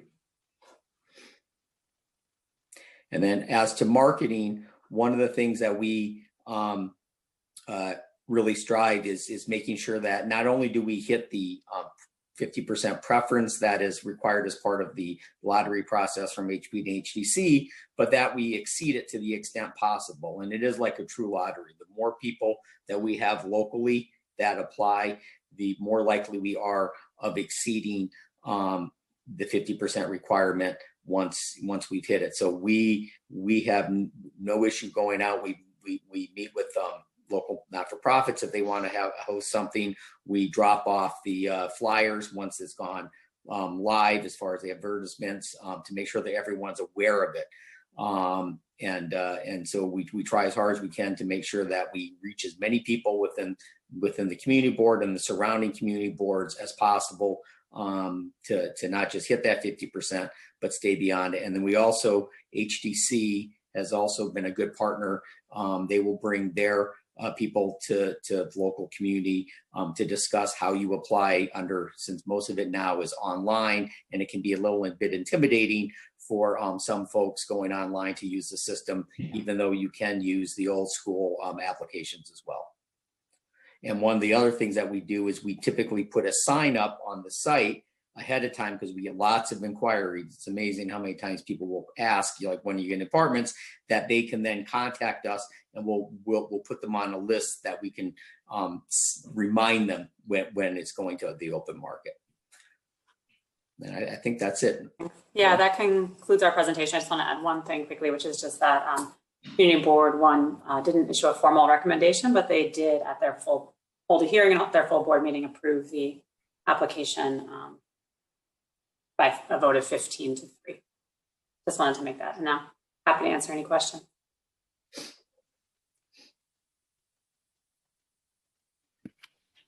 Great, thank you so much. Just a couple of questions here. Over the course of planning for this project, the number of anticipated units had decreased from 206 to 190. Can you speak to why that is? Yeah, Josh or Bill, I can take that if you want me to. Go ahead. Okay. So as was mentioned in the presentation, the mix actually changed. We increased the number of larger size units to the what you saw in the chart. So we and there's only floor area only goes so far. As you increase the number of larger units, the unit count is going to go down. So that was really the mechanism or the result of that changed mix. Would that be due, because you said the large units, but would that be due to the increase in the 3 bedrooms? Exactly. Yeah. Yeah. Great. You also indicated plans to develop the site under the HPD Ellis program. Can you provide a sense of where this project stands in the pre-development process? And also, like, when do you expect to close on HPD financing? Well, we are in their queue. I'll say that. And like everyone knows right now, the HPD's queues can be quite lengthy and long. We are in their queue. They do like the project quite a bit. The Bronx planner Ted Weinstein has he was very informative about the community board, telling them you have all these like thousands of market rate units coming on. There's obviously in this neighborhood a lot of concern about, as in most New York City neighborhoods, but a lot of concern about gentrification issues and those type of pressures. So we've got a lot of positive feedback from HPD, and we'd like to think that as soon as slots open up, that we would be able to move up into the slots. Obviously, there's a lot of stimulus dollars coming out. Hopefully that would be helpful, but we're told in general, if you come to a new project with HPD, you're looking at about a 2-year, 24-month closing window. But one of the things that we do on our projects are we like to get going with the pre-development as much as possible. And the more you're ready to go, the quicker you move up in line. So, we would like to be, if we could close in 2 years, that would be great. If we can close in a year and a half, that'd be even better. Okay, so let's stick with that. So when do you expect to secure all the agency approvals needed to begin the construction on this development? You have a sense of when that is going to be? We could be ready with DOB in a year, but I think the bigger hang up is the pipeline and getting to the closing. Okay, and how long do you expect construction to last on the project? This will take 2 years to build. Okay, and we spoke about the 200 construction jobs that are going to be coming in to this project. Look, I understand the financial constraints for building affordable projects that are financed with HPD, but can you commit here to not use subcontractors with a history of multiple or open wage theft cases against them? Yes, definitely. This is a hard enough occupation, and using subs with checkered pasts or always looking to cut corners is not something we want to do. So I think, as we said before, we will look into every option, every list that's out there, red flagging people. And if they're on that list, they'll be taken off our bid list. Great, good to hear. Thank you. All right, so regarding the 19,000 square feet of proposed commercial space, have you identified a tenant for this retail space yet?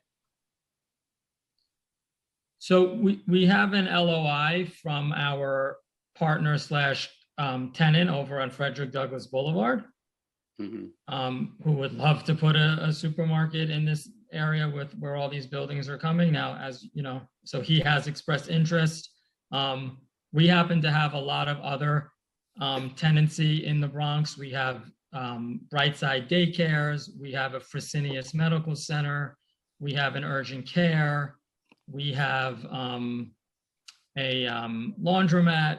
So, and as I showed you on Alexander Avenue, we're known to also get the smaller, more entrepreneurial type of tenants too. So I think based on our history and based on what's going to be happening over there, we'll be able to fill those spaces. It's quite early to really start doing it now, but we have reached out to our partners and they have given us an LOI for some of the space at least. Okay. And last question, you had mentioned the marketing strategy on this project. where you're going to partner up with local stakeholders to hold workshops on applying for Housing Connect and like their lottery process. Can you elaborate more on community partners you anticipate to reach out to facilitate these workshops? And is this something that you've done on other projects? Yes. So we will, one of our, we've asked Sobro to actually join us in the project as our not-for-profit that would, hold title to the property for us.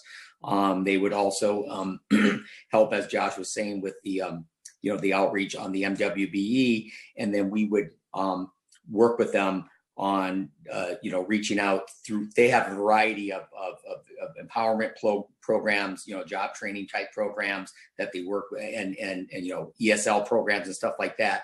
So we would look to work with them to host a series of a workshop or two to help people that might be interested in applying. And we could even look with, they also have a financial literacy program. So folks that, need help also, like improving their credit scores and things like that, we'd be looking to kind of work with them and, help underwrite that in those programs as well. And then, like I said, I know in one of the other projects over on the east side that we're I'm knocking on wood, looking to close in June, the Willow project that we had pushed through the HPD process. I think in that case, Council Member Salamaka actually had HDC come in and kind of just do a global thing. So it's not necessarily just for us. Sometimes it's helpful just for everybody to learn the Housing Connect process. And again, HDC is willing to come. They can come to community board meetings. That's probably the more right form. But we're more than happy to meet with anybody and try to coordinate with anything as possible, including Councilmember Ayala, and if she had other not-for-profits to coordinate that too. Great, thank you. That's it for me. I now want to invite any of my colleagues to ask questions. If they have any questions, please raise the raise hand button. Oh, there we go. I see Councilmember Ayala. Hi guys, sorry about that. It's okay. I hospital with my mom, so I'm like trying to get in and out, but I've been listening, and I don't have any questions really. I think that I've grilled this team enough during the numerous meetings that we've had, but I just wanted to just reiterate my support, for this project, and that I'm really excited to finally be, developed. I think it is both for the quality life of that community and help tremendously. So I just wanted to say thank you for that. Well, thank you, Councilmember Ayala, and please we send our best to your mom. Okay. Yes. Wish her speedy recovery. Thank you, Councilmember. Okay, Council, do we have any other council members with questions? No, Chair, I see no other members with questions. Okay, there being no further questions, the applicant panel is now excused. Council, are there any members of the public who wish to testify on the 261 Walton Avenue proposal?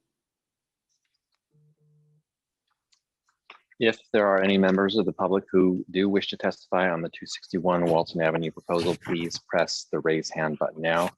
The meeting will briefly stand at ease while we check to make sure there are no newly registered members of the public.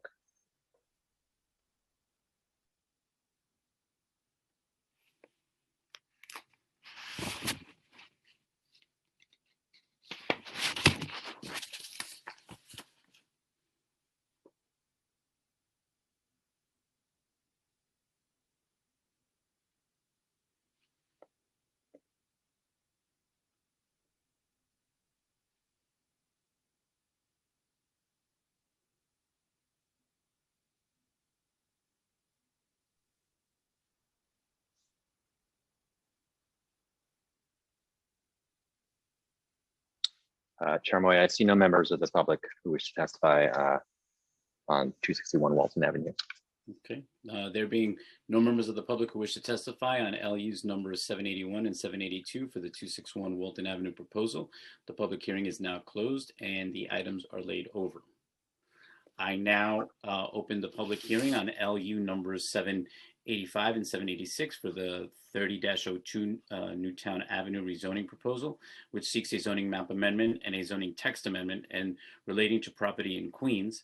I will remind the viewing public, for anyone wishing to testify on this item, if you have not already done so, you must register online in advance, and you may do that now by visiting the council's website. Council, if you can please call the first panel for this item.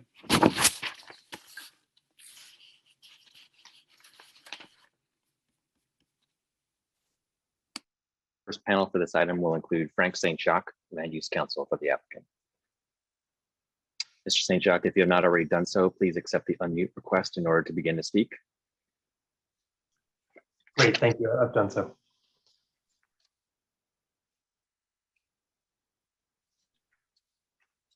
Mr. St. Jacques, please raise your right hand. Do you affirm to tell the truth, the whole truth, and nothing but the truth in your testimony before the subcommittee and in answer to all council member questions? I do. Thank you. Thank you. We have your presentation for this proposal, so when you're ready for it to be shared, please say so, and it will be displayed on screen by our staff. Slides will be advanced when you say next. Please note that there may be a slight delay in both the initial loading and advancing of the slides. Once again, anyone who requires an accessible version of this presentation may send an email request to landusetestimony@council.nyc.gov. And now, if the panelists would please restate your name, organization for the record, you may begin. Thank you, Chair Moya and subcommittee members.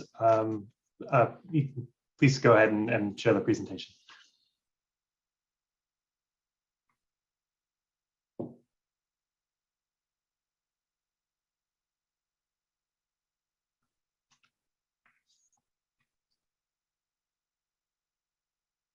Great, thank you. Good afternoon. My name is Frank St. Jacques with Ackerman LLP for the applicant. Next slide, please. We are here to present an application for a zoning map amendment to change an existing C44A zoning district to a C44D zoning district, and a zoning text amendment to establish the mandatory inclusionary housing program, or MIH, within the rezoning area. The purpose of the zoning map and text amendments is to facilitate the redevelopment of 3002 Newtown Avenue, located between 31st Street and 30th Street in Astoria, Queens, in Community District 1. As shown on this area map, the surrounding area is a mix of residential, commercial, mixed residential, commercial, and community facility uses, as well as industrial use at the site. The built context is also varied, with both lower and higher density multifamily and commercial buildings surrounding the site. The area is very well served by public transportation, including the 30th Avenue NW subway station just south of the site, as well as the Q18 and Q102 bus routes along 30th Avenue, also a block south of the site. Just southwest of the site, across 30th Street, you can see the approximately 1 acre park at Athens Square. Next slide, please. The applicant is the Finkelstein family, who have run their family business from the site at 3002 Newtown Avenue since 1919. The family is excited to have the opportunity to be part of a project that will benefit the Astoria neighborhood and the entire community. Next slide, please. These photographs show the site's current conditions. Due to the nature of the Finkelstein tire business, this corner is not particularly pedestrian friendly, in contrast to the surrounding blocks that have more active ground floor local uses, often with residential use on upper floors. Next slide, please. The proposed rezoning is shown on this zoning change map, again replacing the current C44A with a C44D district along Newtown Avenue between 31st Street and 30th Street. The 2010 Astoria rezoning mapped the current C44A district on portions of 4 blocks facing Newtown Avenue between 30th Street and 32nd Street. An inclusionary housing designated area was also mapped to encourage development of new market rate and affordable housing at this transit hub, with an FAR bonus for providing inclusionary housing under the voluntary program. The City Planning Commission saw this as an area for growth with new development. However, over the past 10 years, no new buildings have been developed within the C44A that utilize the voluntary inclusionary housing program. Next slide, please. This chart shows housing units that have received a certificate of occupancy in Community District 1 since the 2010 Astoria rezoning. As you can see from the numbers on this chart, Community District 1 has seen significant levels of growth that had the 5th highest housing growth during that period of approximately 7,000 units.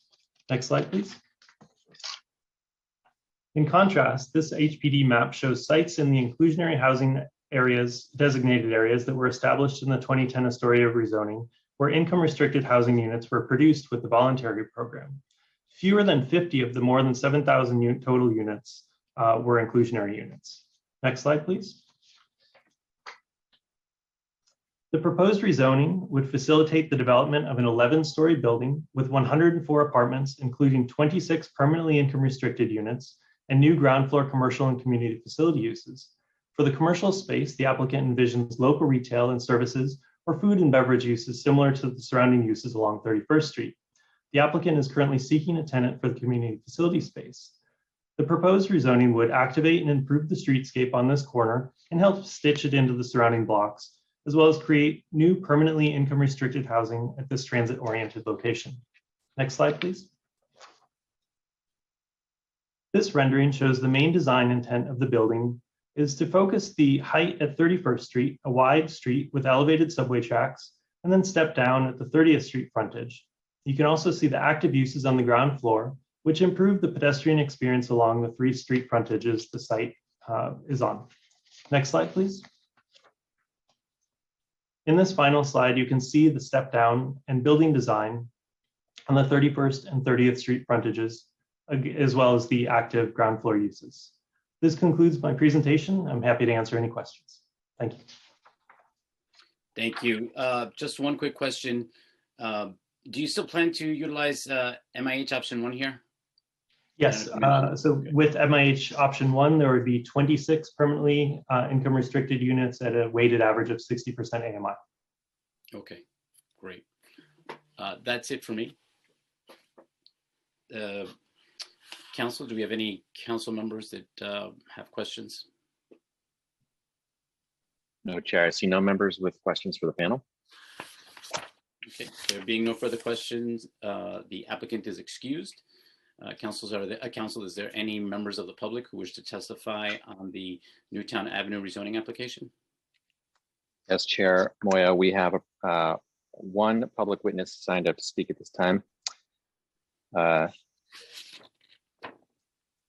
And as a reminder, anyone watching can view this meeting at the council's website. We will now hear from the first speaker, which will be Pierce Healy.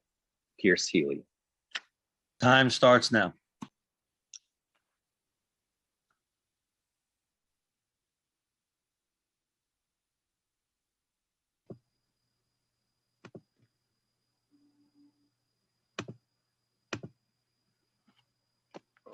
Hey, good afternoon. My name is Pierce Hilly, and I am a 32 BJ member. I am here on behalf of the 85,000 building service workers 32 BJ represents in New York City to express our support for this project. We are pleased that the developer for this project, MedRep Associates, has made a credible commitment to the prevailing wage for the future building service workers at the site. This new development will bring new good jobs and permanently affordable housing to Queens in a time we need them most. The percentage of affordable apartments are needed for working people in Queens. This affordable housing and commitment to good, prevailing wage jobs will give opportunity for upward mobility, security, and dignity to working class families. We also applaud the steps the developer has taken to use the commercial space for a nonprofit cultural organization. 32 BJ supports responsible developers who invest in the communities where they build. We know that this development will continue to uphold the industry standard and provide opportunities for working families to thrive. On behalf of 32 BJ SEIU, I respectfully urge you to approve this project. Thank you. Thank you for your testimony today.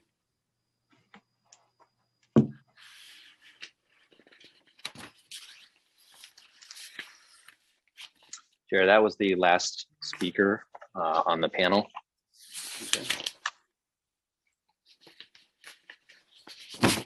And I currently see no members with questions for the panel. Uh, There being no members of the public who wish to testify on LUs 785, 786. Sorry, Chair. With your permission, after you excuse this panel, I'll just make sure that no one else has signed up. Okay, sorry. Okay, there being no more questions for this panel, the witness panel is now excused. And if there are any other members of the public who wish to testify on the 30-02 Newtown Avenue rezoning proposal, please press the raise hand button now. The meeting will briefly stand at ease while we check for any additional members of the public who may have registered.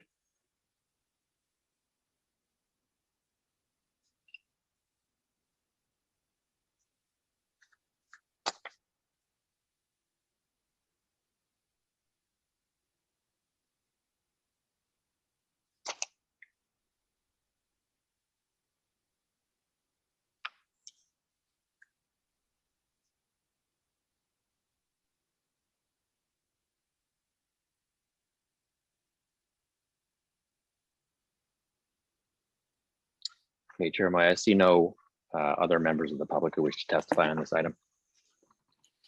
Okay, thank you. There being no members of the public who wish to testify on LU's number 785, 786 for the 30-02 Newtown Avenue rezoning proposal, the public hearing is now closed and the items are laid open. I now will open the public hearing on LU numbers 783 for the 606 Neptune Avenue rezoning proposal, which seeks a zoning map amendment relating to property located in Brooklyn. For anyone wishing to testify on this item, if you have not already done so, you must register online in advance, and you may do that now by visiting the council's website. Council, can you please call the first panel for this item? First panel for this item, the applicant panel for this item will include Neil Weisbard, Land Use Counsel for the applicant.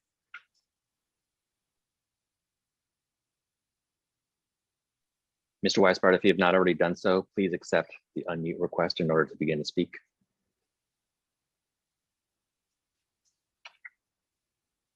Hi, I was just added. Good afternoon, Chair Moya, council members, Neil Weisbard on behalf of McDonald's Corporation LLC. I sent a PowerPoint over I would like to use. Excuse me, Chair, with your permission, I'll swear in Yeah, Mr. just Weisbard. sorry about that. Whenever you're ready. Mr. Weisbard, please raise your right hand. Do you swear or affirm to give the truth, the whole truth, and nothing but the truth in your testimony before this subcommittee and in answer to all council member questions? Yes, I do. Thank you. Okay, thank you. Whenever you're ready to share the presentation for this proposal, please say so, and it will be displayed on the screen by our staff. There may be a slight delay both in the loading and advancing of the slides. So once again, anyone who requires an accessible version of this presentation may send an email request to landusetestimony@council.nyc.gov. And now if the panelists would please restate your name and organization for the record, you may begin. Hi, good afternoon. Thank you, Chair Moya. Neil Weisbard from Prior Cashman LLP on behalf of McDonald's LLC, and I would also like to share the presentation.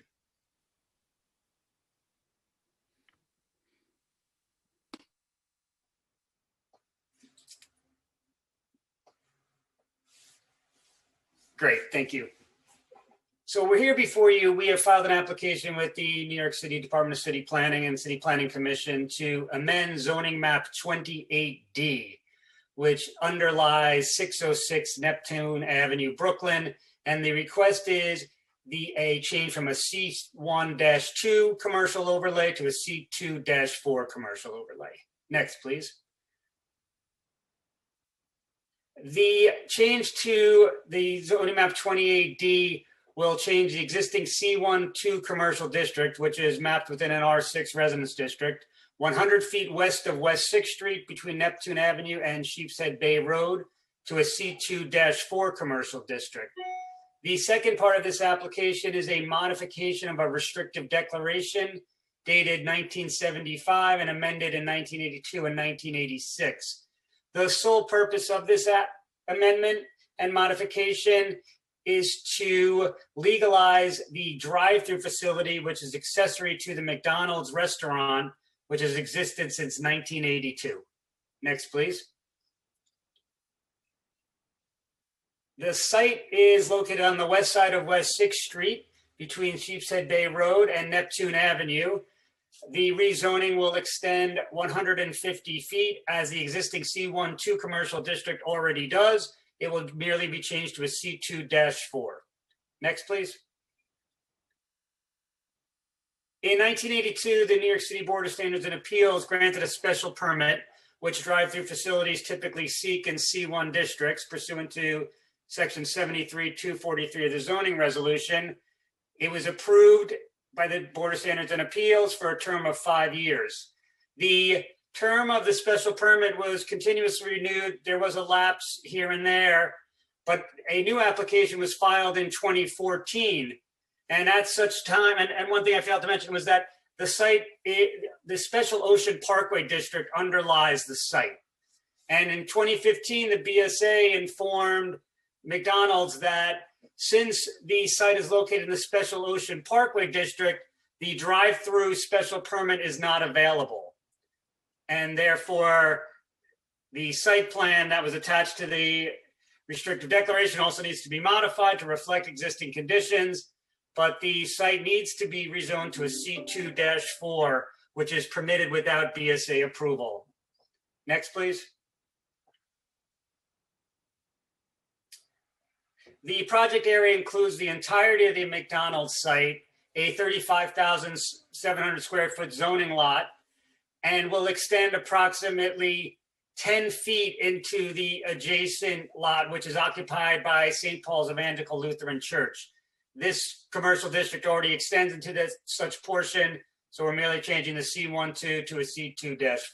Next, please. Here is just a picture of the proposed zoning map change. Next, please. There's no change in bulk under this proposed amendment. The only change is to permit a drive-through facility without having to seek Board of Standards and Appeals approval. There also are some other retail and service establishments that are permitted in the C2-4. However, the intent is to continue occupying the site with the McDonald's restaurant as it has been occupied since 1982. Next, please. This area just is well served by public transportation. There's 3 subway stops within close proximity to the site, and there's also numerous bus service. Next, please. This is a site plan of the site. As you can see, there's a large landscape area. There's 38 parking spaces, and there will be no additional construction under this proposed zoning text amendment, just to legalize the drive-through. Next, please. Here are just some elevation drawings of the McDonald's restaurant. And next, please. And this is just the layout of the restaurant where the drive-through window is located. And that concludes my presentation. I'd be happy to answer any questions. Thank you. Just a couple of questions here. I know that the borough president approved this application with the recommendation that the manager of this McDonald's location engage Brooklyn Community Board 13. How do you respond to this recommendation? Well, I work directly with McDonald's, and McDonald's will reach out to the operator of the restaurant and relay that information. I don't know what else we could do other than that, but just to stay on top of it. I know that that operator primarily hires people from the local area and within Brooklyn. Okay, and the rezoning areas extends 10 feet into the adjacent lot, which is controlled by the St. Paul's Church. Has there been any communication or outreach to the church to make them aware of the proposal? Yes, a letter was sent, but we have not heard back. Okay. And as I said, the C district already extends into that portion, just so that's clear. It currently exists in that portion. Okay. Well, that's all the questions that I have. Council, do we have any council members with any questions for this panel? No, Chair, I see no council members with questions. Okay. There being no further questions, the applicant panel is excused. Council, are there any members of the public who wish to testify on the 606 Neptune Avenue rezoning application?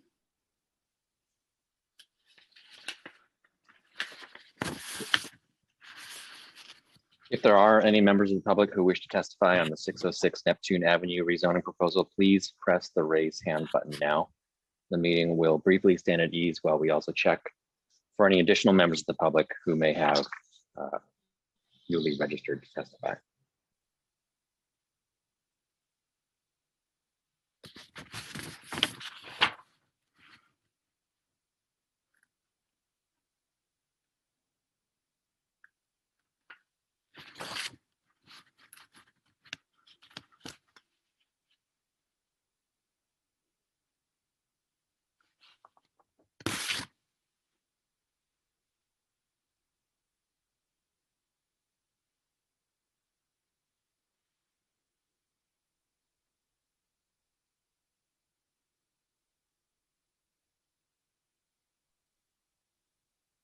Chair Moya, I see no members of the public who wish to testify on this item. Okay.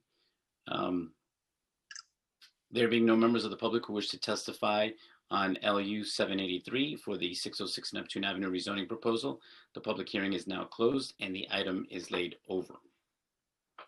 I now open the public hearing on LU 784 for the 300 Huntington Street proposal, which seeks a zoning map amendment and which relates to property in Council Member Lander's district in Brooklyn. I will remind the viewing public, for anyone wishing to testify on this item, if you have not already done so, you must register online in advance, and you may do that now by visiting the council's website.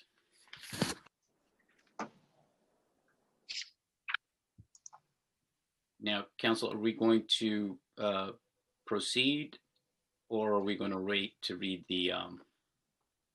Chair, we can proceed now, and once we have something for you, we'll get that to you. Okay, great. Thank you. So, council, if you could please call up the first panel. The applicant panel for this item includes Eric Vath and Caroline Harris, Land Use Counsel for the applicant. Also available for a question and answer on this item will be Thomas McMahon, Zachary Somsel Longmore, Will Tiech, and Jen Switala. Panelists, if you have not already done so, please accept the unmute request in order to begin to speak. I believe I've accepted it. Do you hear me? Yes, we do. Thank you. I'm Caroline Harris. Panelists, please raise your right hands. Do you swear or affirm that the testimony you will give today will be the truth, the whole truth, and nothing but the truth, and that you will answer honestly to all council member questions? Yes. Yes.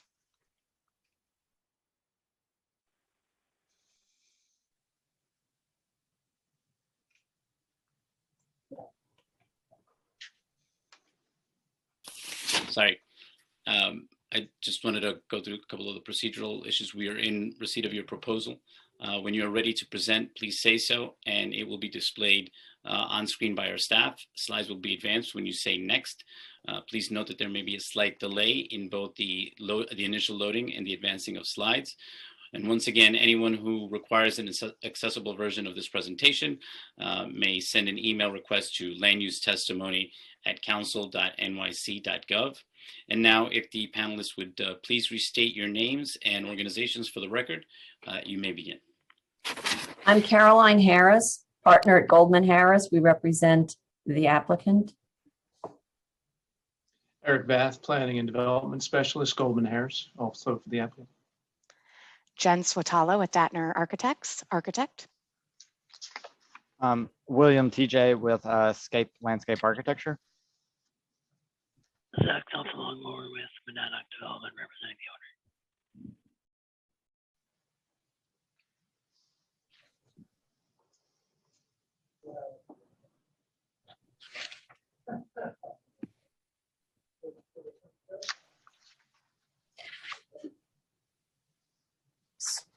Should we proceed? Yes, whenever you're ready to begin, just let the subject matters know. And Okay, we'd like to proceed with slide 1, please.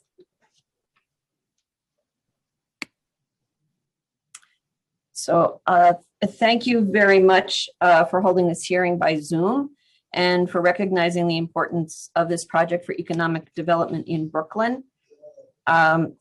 We are seeking the City Council's approval ultimately of a rezoning from M21 to M23 on behalf of 300 Huntington Street LLC for the property located at 300 Huntington Street. Could you move the slide forward, please? 300 Huntington Street LLC is an affiliate of Monadnock Construction, one of the top builders of affordable housing in New York City, who currently employs about 250 people, 80 of them who work at their current headquarters in the Gowanus. In fact, during COVID, they've been in construction of 14 affordable housing projects, and the company is growing. They need more space.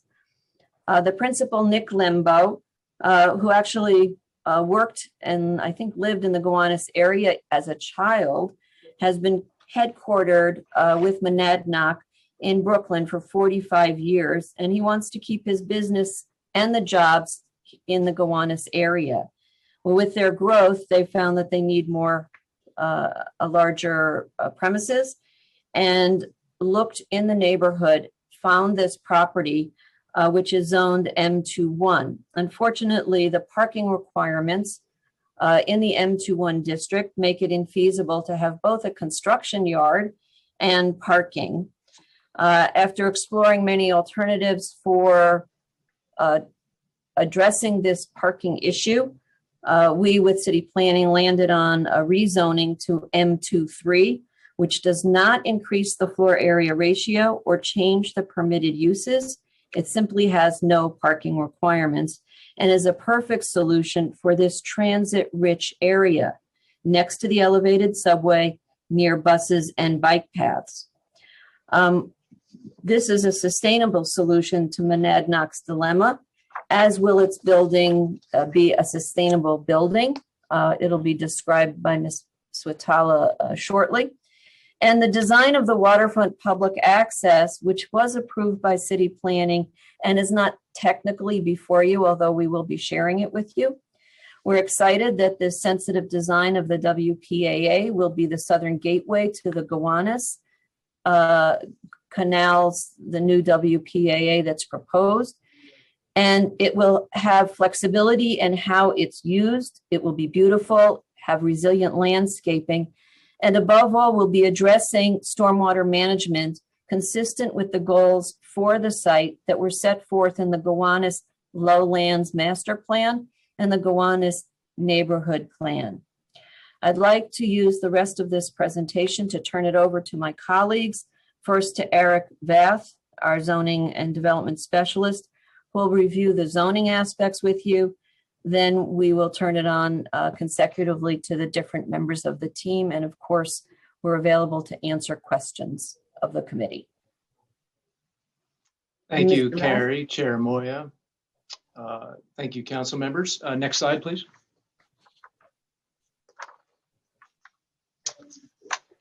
As Carrie mentioned, Monadnock has a long history along the Gowanus in this area of Brooklyn.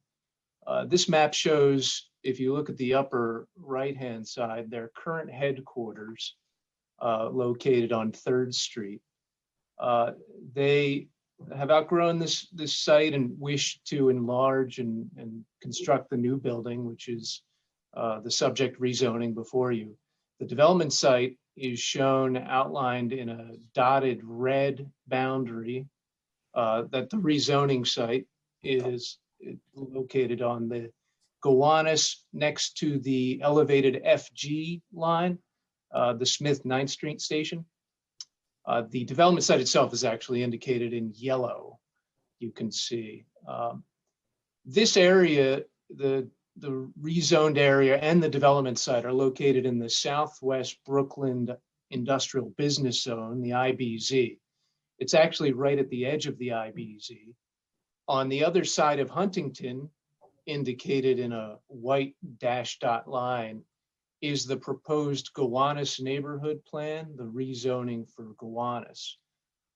So this site is adjacent and outside of the proposed Gowanus rezoning. And the IBZ is indicated in a light blue dashed line. So the IBZ generally extends to the south.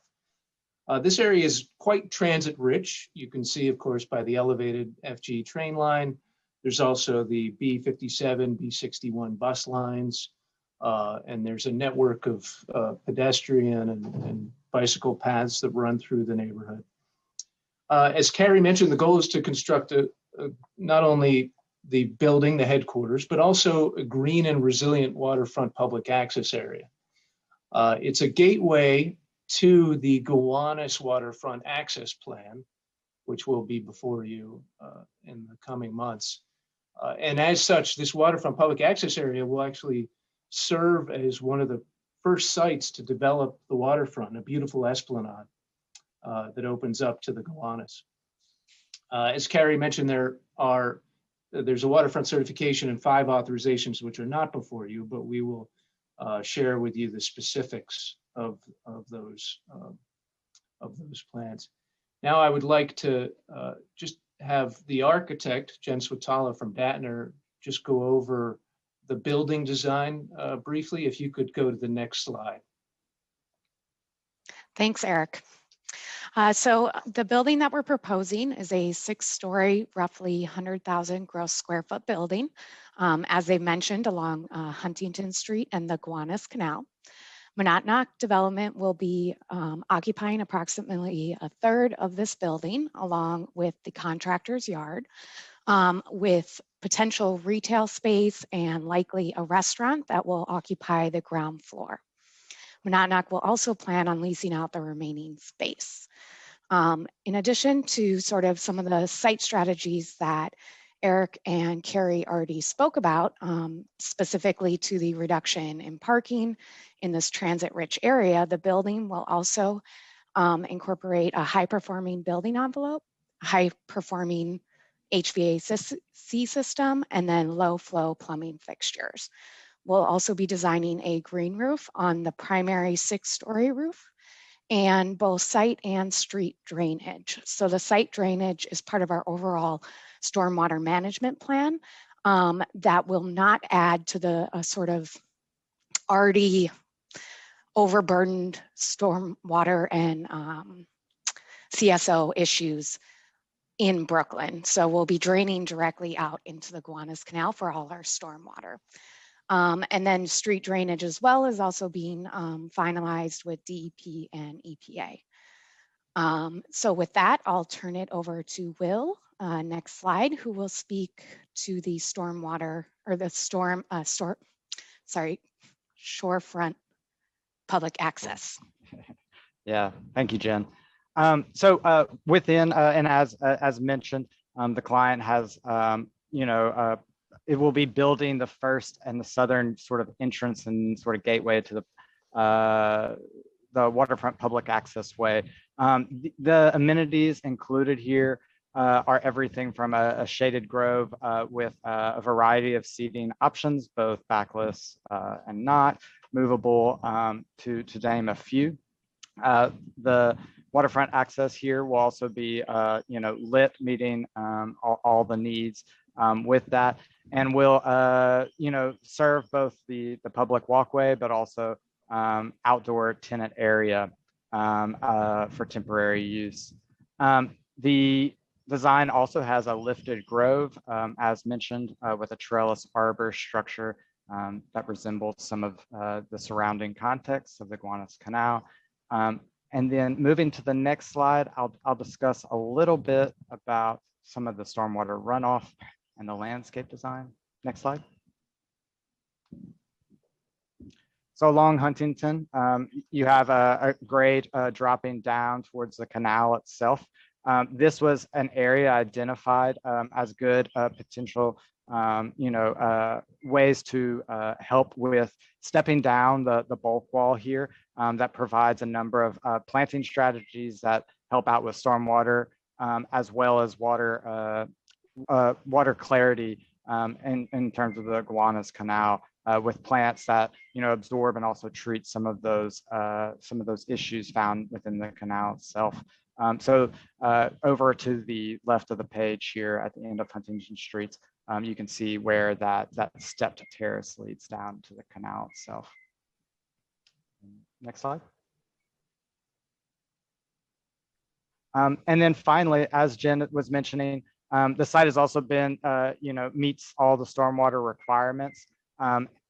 Draining both the back of house of the development site itself, draining through, the public waterfront access area, also picking up drainage there before being discharged into the Gowanus Canal.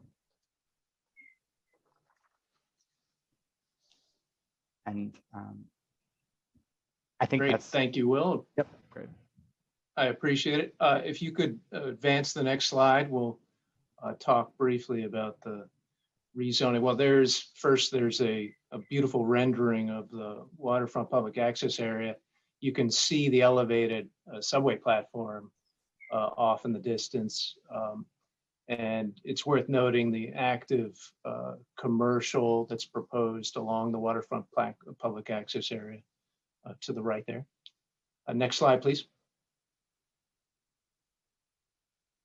There are 5 authorizations for the WPAA. Most of these are technical issues which actually put it into alignment with the proposed Gowanus Waterfront Access Plan, the Gowanus WAP. They include an authorization to reduce the planting area that allows some activation and some more flexible spaces for the community. There's a maximum grade change authorization, which, as Will mentioned, that has to do with the tidal stepping along the bulkhead. They've also waived certain requirements for tree pits at the lifted grove to have a nice flush surface. They've modified screening buffer requirements to allow some connectivity between the lifted grove and those people that are coming down Huntington Street. And lastly, there's a maximum fence height waiver authorization, which allowed the fence to be a height of, I believe, 42 inches as required for guardrails. And then last slide. And then the technical rezoning, this is requested, and this is before you today. The change from the M21 to the M23, as Carrie mentioned, does not change any of the bulk, floor area, height setback requirements. This is strictly a change to eliminate parking requirements, which is a common concern of manufacturing and industrial sites, is the high parking requirements. M23 is an appropriate district along the waterfront and is used elsewhere in the city for waterfront industrial sites. And as you can see on the proposed plan to the right, it involves the block, the entire block, including the development site. And I believe that concludes our presentation. Thank you for listening. Yeah, we leave you with a nice rendering from the subway platform. Thank you. Any questions? Thank you for your testimony. A couple of questions here. What sustainability and resiliency measures are incorporated into the building's design and construction? We'll let Jen address that.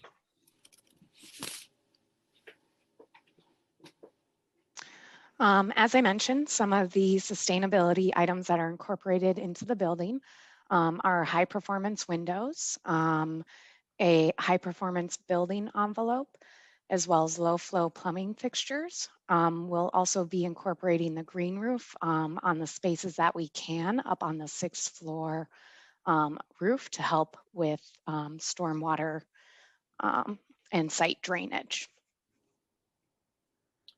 Okay, thank you. And how does your proposal meet the goals of the Gowanus neighborhood rezoning and IBIS framework? And how will you memorialize these commitments? This property is not part of the Gowanus rezoning. It's outside of the larger Gowanus rezoning that's being considered now. So it is not formally required to meet particular goals of that rezoning. Nevertheless, it is a manufacturing site and the client is committed to having a certain amount of manufacturing uses in the building. First and foremost, Monadnock's own premises will be located in the building and committed to remaining there. We are working with Councilmember Lander's office to establish a more formal agreement to guarantee that there would be light manufacturing and industrial component at the location. We expect that agreement to be concluded shortly. We're also working with the SBIDC in that regard. Okay. That's it for me in terms of questions. Council, do we have any members, other council members who may have questions?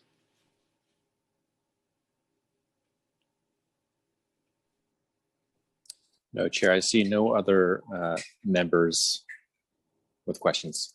Okay, but before we dismiss the panel, I would just like to take the opportunity to read Councilmember Lander's statement that he has just sent over for the record. So Monadnock Construction has a long history in Gowanus, and I'm thrilled that the company has decided to keep its headquarters in our community. 300 Huntington Street is within the Gowanus IBIS and its tenancy. This development will help strengthen our industrial sector in Gowanus. Nonetheless, as we all know, industrial zoning allows office and other use as of right, which garner more rent, often to the exclusion of the industrial businesses that we are trying to promote. I have worked hard with Monadnock and the Southwest Brooklyn Industrial Development Corporation over the past year to reach an agreement that will permanently reserve a portion of this new building for the agreed upon list of appropriate uses in exchange for the parking waiver that they are seeking. I am excited about this model and would like to see a similar approach taken throughout the IBIS. We have made progress towards the agreement, but I have remaining questions to ensure that these developments meet our goals, including the following. And I apologize because the print is very, very small. The font is very small on my phone, so I'm struggling to look at it here. So these are the questions that the councilman has proposed. Do you agree to a contract that imposes permanent use restrictions on 10,000 square feet of floor area in the new development except in the case that a rezoning alters the use of the site itself, and that is without any provision for termination based on zoning changes off-site? Also, will you guarantee to provide 5,000 square feet of space to be leased with the SBIDC at the agreed upon reduced rate for at least 16 years? Will you commit to provide periodic reporting of occupancy to SBIDC? I greatly appreciate the partnership of SBDIC and the corporation of Monadnock in working towards an agreement that I am hopeful that we will achieve in the coming weeks. Thank you. Thank you. We appreciate the council members' support and are working towards addressing all of the issues he raised, which we will be doing. We're making progress. And I failed to point out that the community board and the borough presidents have support this project. Great. Thank you. There being no further questions, the applicant panel is excused. Council, are there any members of the public who wish to testify on the 300 Huntington Street application?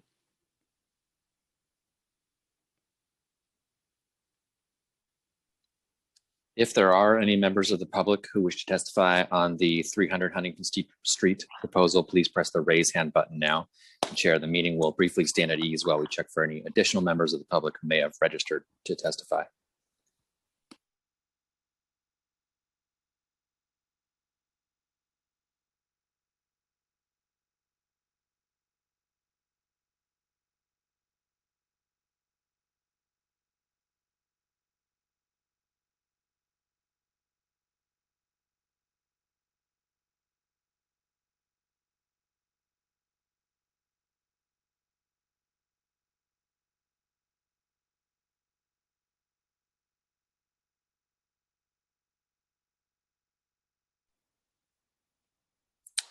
Chair Moya, I see no other members of the public who wish to testify on this item. Thank you. There being no members of the public who wish to testify on LU 784 for the 300 Huntington Street proposal, the public hearing is now closed and the item is laid over. I now open the public hearing on LU numbers 777 and 778 for the Arthur Avenue Hotel rezoning proposal, which seeks a zoning map amendment and a zoning text amendment, and which relates to property in Councilmember Felice's district in the Bronx. I will remind the viewing public, for anyone wishing to testify on this item, if you have not already done so, you must register online in advance, and you may do so now by visiting the council's website. I now want to take this opportunity to welcome our newly elected Councilmember Felice.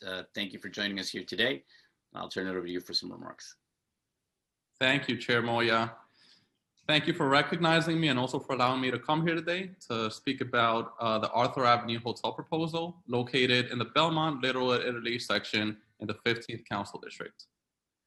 In brief, this project consists of a zoning map amendment to rezone the project area from R6 and R6 C24 zoning districts to a C61 zoning district, and also to map a C1 for commercial overlay in an existing R6 district. Additionally, the applicant team is requesting a zoning text amendment to establish a mandatory inclusionary housing area utilizing option 2 and 4. AKA the workforce housing option. These two applications, if approved by the City Council, would facilitate the development of a new mixed-use development comprised of a 13-story hotel with approximately 146 hotel rooms and also 128 parking spaces. In addition to that, a 7-story residential development containing 56 dwelling units, 17 which would be permanently affordable, and also 28 accessory parking spaces.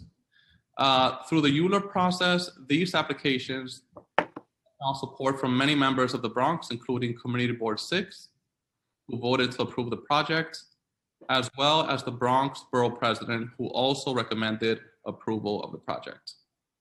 I've also spoke with many community leaders, business owners, who have also stated they're very supportive of the proposal. Last night I spoke with the local bid director, Peter Madonia, who said the hotel will not only allow visitors from outside of New York City to come to New York City and the Bronx, but it'll also allow them to stay in areas of Arthur Avenue and the location. We have the Bronx Zoo just minutes away, the Botanical Garden as well. And the more people can stay in the neighborhood, the more business can be done in the neighborhood.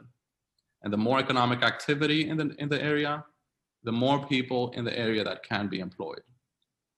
However, I do have a few questions and concerns about affordability with the proposed project. Specifically, the median rent in the area is below the affordability levels proposed in this development, and I'm looking very forward to a discussion on that topic. And I'm also looking very forward to hearing about the proposed jobs that the project will create, including construction jobs, but also jobs after the project is fully built.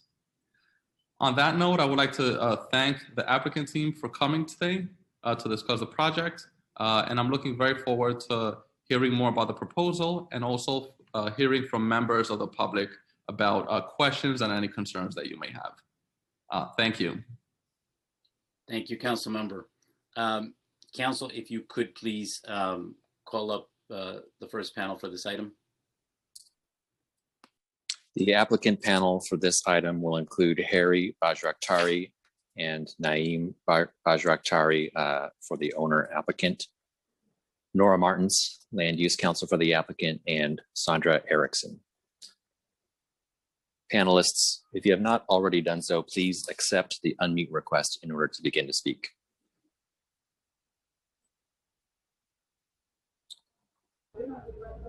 And if the panelists would please raise your right hands. Do you affirm to tell the truth, the whole truth, and nothing but the truth in your testimony before this subcommittee in an answer to all council member questions? Do. Yes. Thank you. Thank you. When you are ready to share the slideshow presentation, please say so, and it will be displayed on the screen for our staff. Anyone requesting an accessible version of this presentation is reminded to please do so by email and request to landusetestimony@council.nyc.gov. And now, if the panelists would please restate your names, organizations for the record, you may begin. Harry Bajraktari, the owner and developer. Naeem Bajraktari, his attorney and Nora Martins, Ackerman LLP Land Use Counsel for the applicant. You may begin whenever you're ready. Great. So good afternoon now, Chair Moya and Councilmember Feliz and other council members. Just before I jump into the presentation, I think Harry would like to just say a few words to address the committee about this project that has been his dream and his vision on Arthur Avenue. Chairman Moya, Councilman Feliz, members of the subcommittee, ladies and gentlemen, good afternoon.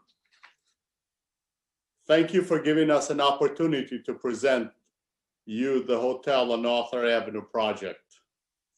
This hotel will become a destination for visitors around our state and our country. We're excited about the hotel's location, Bronx, Little Italy, which is an area known for its restaurants, delis, food markets, bakeries, and butcher shops, fish stores. It's a wonderful, wonderful neighborhood. Walking distance to the Bronx Zoo, Botanical Garden, Fordham University, and a short ride to Yankee Stadium. I have worked in the Bronx for over 40 years. For me and my family, Bronx has been wonderful. I'm excited about this project. I would love to see this project built. We invest, again, you know, we're over 40 years in the Bronx. My children are here, my son and my daughter. I'm trying to encourage my family to be part of the Bronx, to follow in the footsteps of Madonia Bakery, Madonia family, titled brothers. They've been over 105 years. Madonia Bakery and Madonia family have been there over 100 years. I have been in the neighborhood over 30 years. This is a very passionate, excited project. We've put a lot of effort and a lot of energy, and I thank you for making this project a reality. Thank you very much. Thank you, Harry. Okay, if you could kindly share the presentation, we'll get started.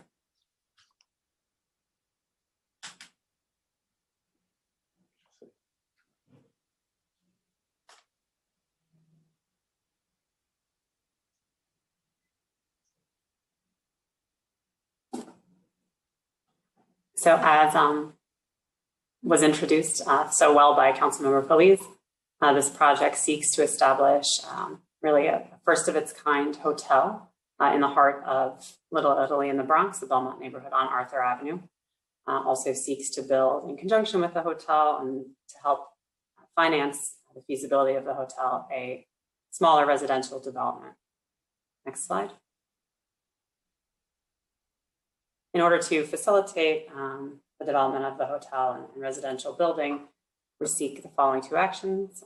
Seek approval from the council, including a zoning map amendment, which would rezone the development site, which consists of several tax lots that have been assembled over the years, fronting on Arthur Avenue and Hughes Avenue in East 188th Street, from a R6 zoning district to a C6 1 zoning district, which permits the hotel use and also the density necessary to develop this project. In connection with the zoning map amendment, proposing a zoning text amendment to establish a mandatory inclusionary housing area, which would establish both option 2 and a workforce option. Option 2 requires 30% of the residential floor area be set aside to households making an average of 80% of the area median income. And the workforce option also requires a 30% set aside, does not allow subsidy, and allows for an average households with an average of 115% of the area median income, although 5% of that floor area must be at no higher than 70%, and 5%, a minimum of 5% must be no higher than 90% of the area median income. Next slide.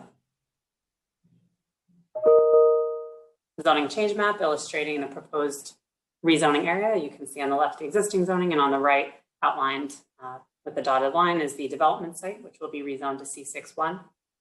The rezoning, as part of this rezoning application, also seeking to rezone a small portion of the block to the south, just south of Cicerone Park, which it's a site currently occupied by Tino's Delicatessen, which has been in the neighborhood for decades, just like every business in this neighborhood.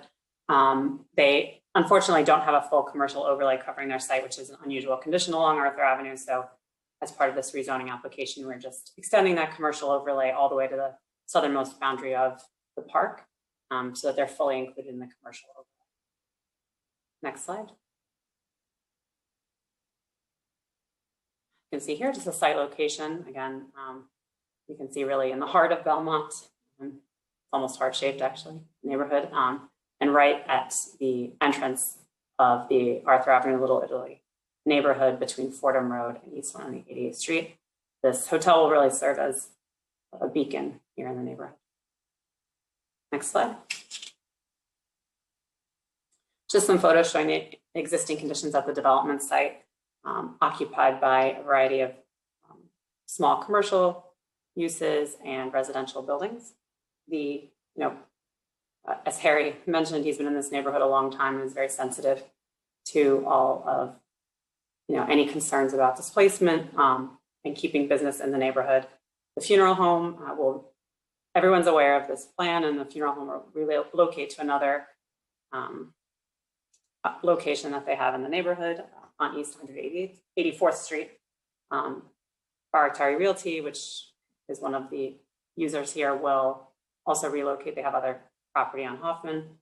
And then there are 21 residential units within the rezoning area. None of these are rent stabilized. They're, I think, almost exclusively used for student housing and have been mostly vacant over the past year. So there will be no displacement there. There are two other small commercial tenants, a nail salon and, a hair salon and insurance businesses. They're on month-to-month leases, and Baratari Realty will make sure to give ample notice and relocation assistance once this project is ready to commence construction. Next slide.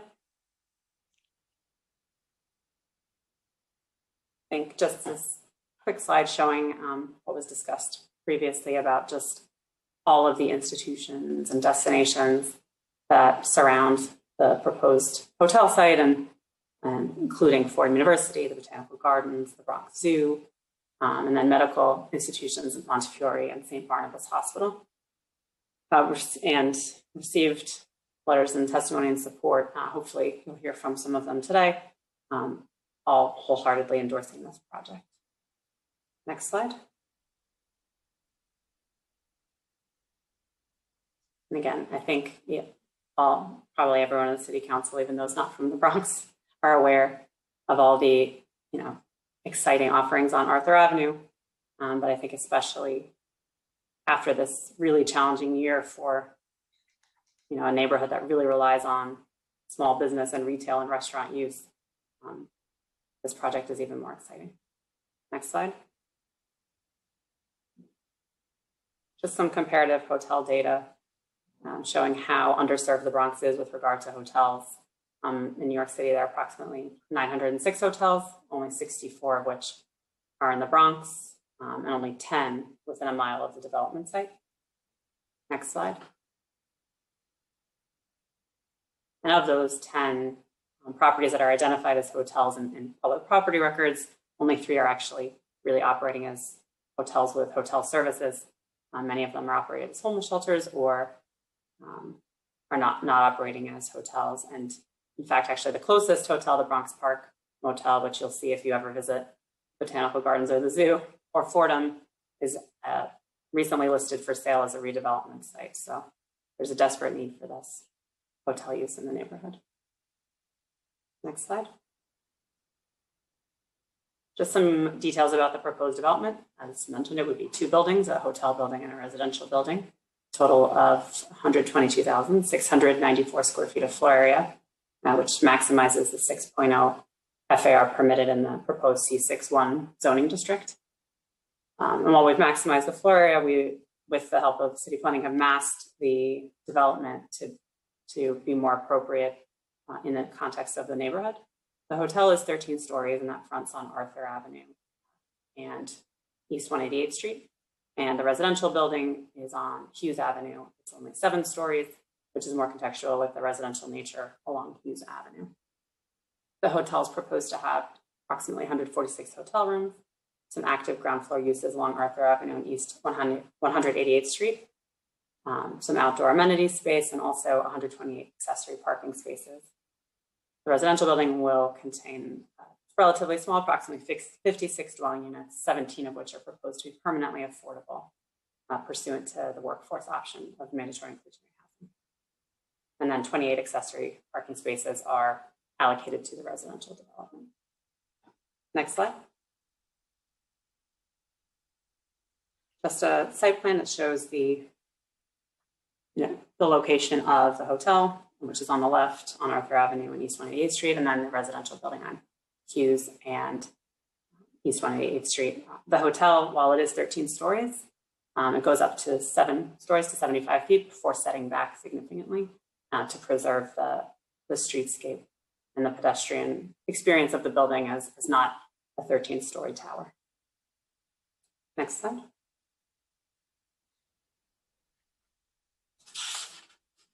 You can see on the ground floor plan the entrance to the parking. Parking and loading was proposed on Arthur Avenue.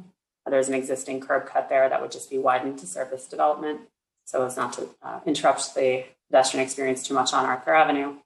That curb cut would serve the proposed parking, which would be located on the ground level and also at a cellar level, and it would be fully attended accessory parking.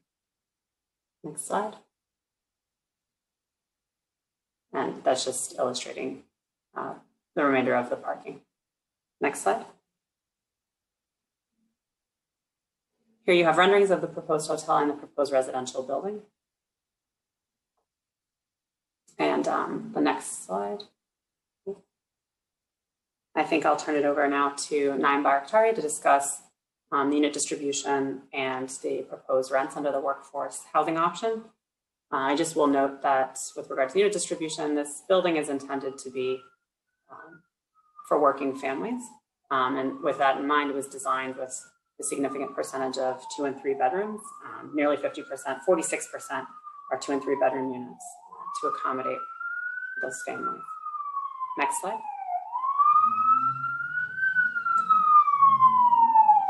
Thank you. Let me wait for that. Okay.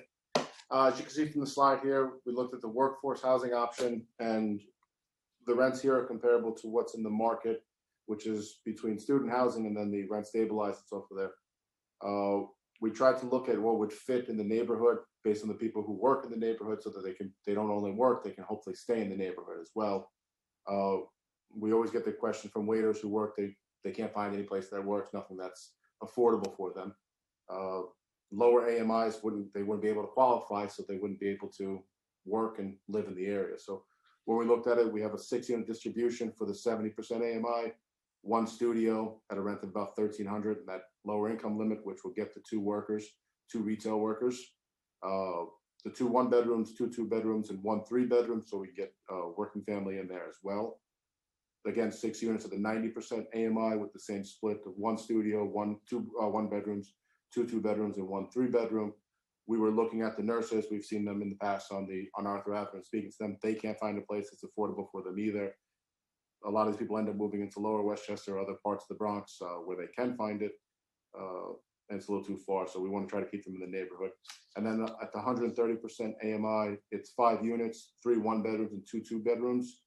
We were looking at this from the point of a hotel union worker, if they're union, or even a porter making it $33 an hour, they would still be able to qualify at the 130 at the higher AMI here. So they wouldn't be priced out and have to move somewhere else. And that was our goal with this, is try to make sure that people can work and stay in the neighborhood. Next slide. Again, the operation of the economic impact is from everybody in the Arthur Avenue. Is a lot of economic activity will come from this hotel. We're hoping that more customers will increase sales tax, and hopefully people stay even longer. A lot of partnerships between the hotels and local businesses. We've had discussion before about that it would open up a whole new revenue business of breakfast and brunch, which is not happening right now on Arthur Avenue, which would be nice. I've heard from the merchants. New employment, we have 231 direct construction jobs, 127 indirect, 58 permanent jobs.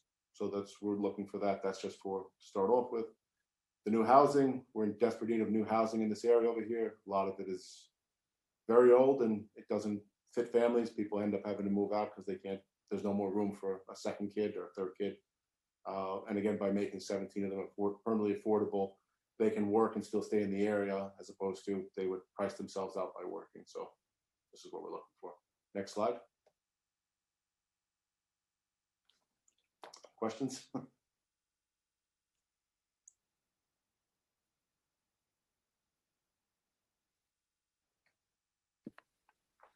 Thank you.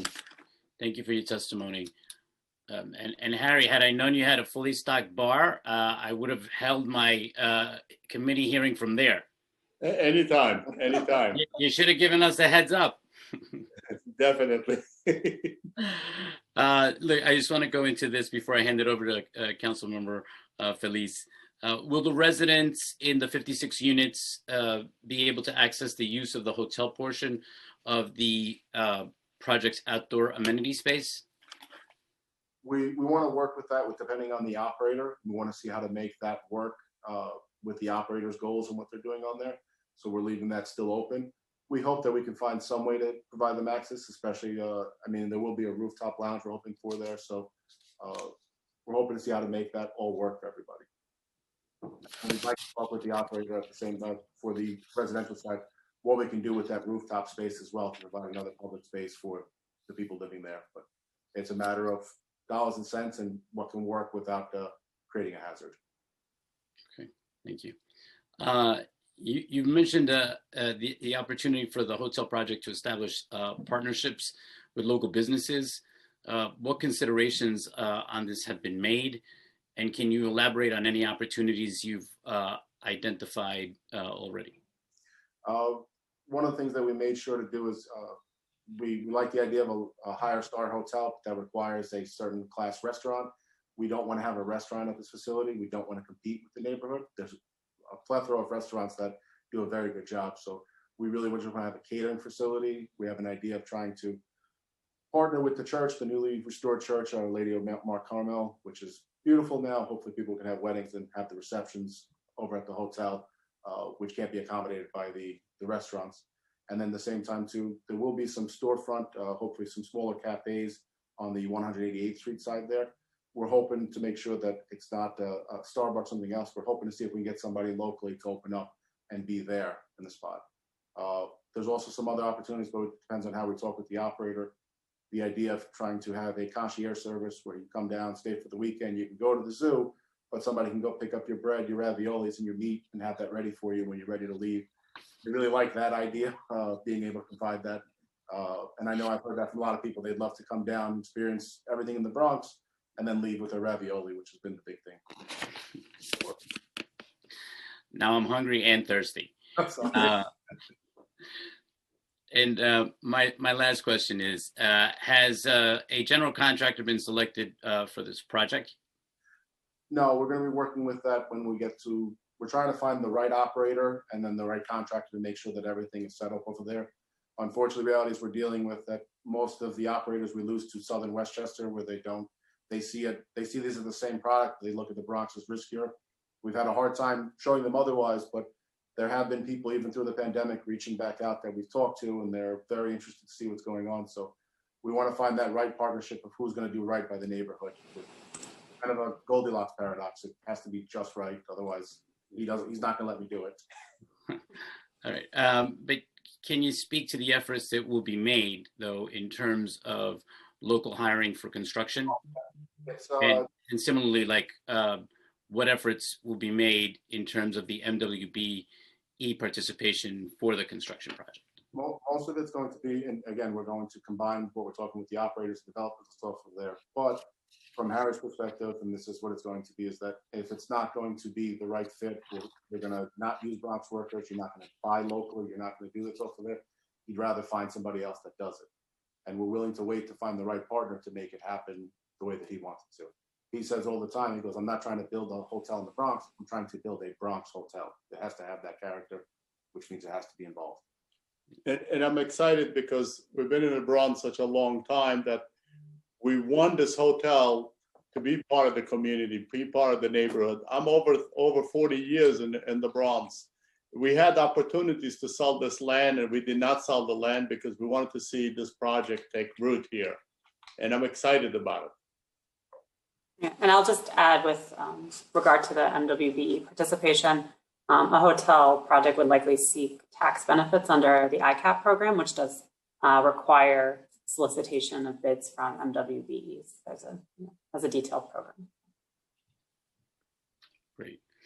Well, that's it for me. Thank you so much for your testimony today. I want to hand it over now to Councilmember Feliz for his questions. Thank you so much, Chair Moya. And thank you all for the presentation on this topic. Very informative and thorough. A few questions. So you have intentions of mapping MIA option 1 and 2 as part of this application. These options do not offer the same level of affordability as other options, including option number 1. Can you talk a little bit about your decision to select these MIA options for the project? Sure, I'll speak on that. That's our biggest concern has been that because of the higher market rents that's offered there, we're trying to provide affordability at the lower AMIs. A lot of people who work in almost everybody who works in the neighborhood couldn't afford to any of these units that's offered there. And we see the nurses constantly when we go out to eat, we see them not as much now when everybody's social distant, but even the people who work in the neighborhood, because we're in real estate, we're constantly being asked, do you know anybody who has an apartment? Do you have, and they don't, it's too expensive, it's too, they end up moving further in the Bronx or into Southern Westchester and then commuting. And so we were looking at it with these affordabilities, looking at those people, trying to service them. We're looking at school teachers that if they start a $60,000 salary, they can run into a problem where they can't afford to live in this area here, and that'd be a problem for us. So we're really looking to make sure that the people who work in the Bronx can stay in the Bronx. Thank you. And another question is regarding the unit distribution. The unit distribution might not align with our hope. One hope that we all have is that the units be filled with working families. Has there been any consideration to alter the unit distribution to include more 3-bedroom apartments and fewer studios and 1-bedroom apartments? We have looked at it. This was the preliminary. This is what we felt the market. This is what people are looking for the most of. 3 bedrooms, we have talked about doing more. It's just that they're a little bit harder to rent sometimes. There's not as much demand in the area for it. The 2 bedrooms seem to be the key point as far as a price point and space for everybody else with it. We felt bad to take out the studios because then it makes it seem, as much as we want to help the working family, there are some single people who are working and just starting out. They want to be able to rent, stay in the area in the studios, and then not have to leave automatically, be somewhere else. the idea of the studios is that you don't have to leave. So you can still be there if you don't want to get married and have kids. So it may mix the one number that we have gone back and forth on. We'd like to see whether or not on the apartment layouts, if there's a way that we could get slightly more 2 bedrooms, because we feel that's the maximum number for a working family that's over there. We're looking at 1 kid and a baby and then 2 kids sharing a room. But it's going to how we reorganize the common space when we talk about that with the operator and the developer on there to see how to do that. But we have a preference for those 2 bedrooms, which rent very easily as opposed to a 3-bedroom. Right, and I'll note that unfortunately in a lot of projects you see very few, sometimes often 0 3-bedroom units. So here I think, I know the Bronx Borough President, they're always seeking a minimum of 40%, and you know, we're here with 46%, almost 50, and as Naim said, we're going to see if we can, you know, within the relatively constrained footprint of the residential building, include a few more 2 bedrooms, understanding that concern. Okay, and final question. The 2019 median rent in the area that the project is being proposed, median rent for 2019 was $1,290. That means the proposed affordability at MIA option 4 would be higher than the median. Can you discuss this and also explain the logic of, you know, mapping the workforce housing in this development? Sure. Sure, I'm not sure. Is that the median for the congressional district or for the community district? I just am not familiar with that statistic. We can look into that, of course. We can look into that, yeah. Okay, sure. But I think just responses that, you know, that median area is greater. I think right here on Arthur Avenue in the Belmont neighborhood, you have sort of a unique condition with regard to the market. You know, just from Harry and Naim's experience in the neighborhood, I mean, rents range for a 2-bedroom from, you know, $1,900 to $3,600 per unit. So the market is higher here, likely because of university and the institutions in the neighborhood. But the housing stock is quite old and there's not much new housing being built. So given the quality of this new construction and what it will offer for families and professionals to stay in the neighborhood and really contribute to that income diversity that helps the local economy, it seemed that this does make sense in this specific neighborhood. Okay. Thank you. No more questions for me on my end. Thank you. Thank you all. Thank you. Council member. Thank you for your questions. Council, do we have any other council members that have questions for this panel?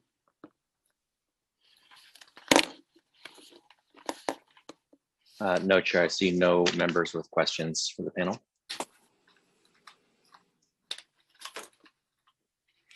Okay. 1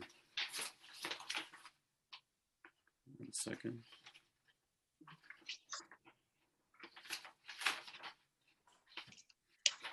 Okay. There being no further questions, the applicant panel is excused.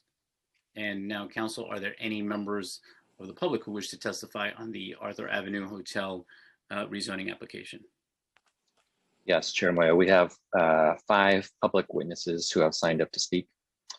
For members of the public here to testify, please stand by and prepare to speak when the chair says that you may begin.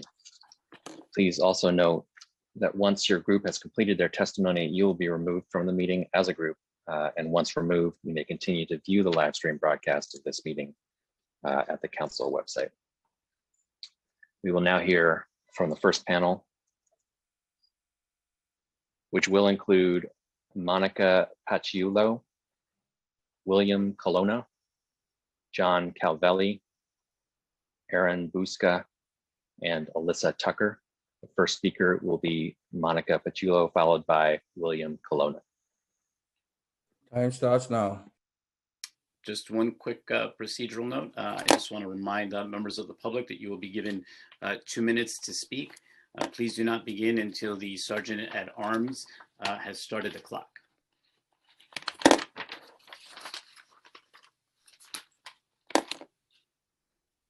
Time starts now. Am I first? Because my computer glitched out a little. Monica, you're first. Monica, okay.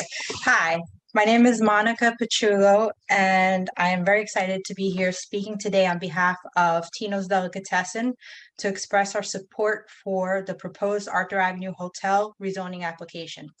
Tino's is our family business, and it's been part of the community, Belmont community, for over 50 years. My parents have owned it for 25, but they've been in the neighborhood with other businesses for about 40, maybe more. Property is located at 2410 Arthur Avenue, which is within the proposed rezoning area. If approved, the proposed rezoning would extend an existing commercial overlay north to include our entire property. We understand that the proposed rezoning would also facilitate the development of 2 new buildings, including a 13-story hotel on Arthur Avenue and a 7-story apartment building on Hughes Avenue. I don't need to tell you that it has been an incredibly challenging year for the restaurant business and for Arthur Avenue. The rezoning will not only benefit Tino's directly, but the proposal hotel will strengthen all of Arthur Avenue and inject new life into the local economy for decades to come. A hotel will create new employment opportunities in our Belmont neighborhood and open the door for partnership with local businesses such as ours. Meanwhile, the proposed apartment buildings will increase the customer base for area stores and restaurants. For these reasons, I urge you to approve the proposed Arthur Avenue Hotel rezoning. Thank you. I also speak to a lot of like tourists that come from France and stuff, and they always want to stay in the neighborhood, and there's no place to stay. So Thank you. Thank you for your testimony today, Monica. Thank you. Next speaker will be William Colonna, followed by John Calvelli. Time starts now.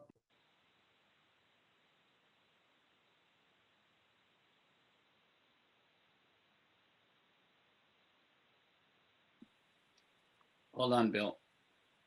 We can't hear you. Can you hear me now? Now we can hear you. Okay. Good afternoon. My name is Bill Colonna, and I'm Fordham University's Director of Government Relations, Federal and Urban Affairs. And on behalf of Fordham, we are in support of the Arthur Avenue Hotel and Residences Development Project. The Bronx's history, cultural offerings, world-class events, and educational institutions are only some of the reasons that make our borough a tourism destination in New York City. Throughout the year, Fordham hosts several events that welcome many visitors to our Rose Hill campus. Move-in and orientation, athletic competitions, conferences and other special events, campus tours for prospective students, and commencement. Many of these events bring hundreds of visitors to the Northwest Bronx who sometimes travel outside of the city for accommodations. The Arthur Avenue Hotel and Residences Development Project, once completed, will provide a more convenient option for our visitors. Accommodations that are walking distance from our campus, opening up the opportunity for them to experience other attractions in our neighborhood, such as exhibits at the Bronx Zoo and New York Botanical Garden, restaurants in Little Italy, and shopping along Fordham Road. And this project will also bring additional affordable housing options to our community. We strongly urge the council to give the Arthur Avenue Hotel and Residences Development Project serious consideration as it undergoes the Uniform Land Use Review procedure. Thank you. Thank you, Bill, for your testimony today. Next, we'll hear from John Calvelli, followed by Aaron Buska. Time starts now.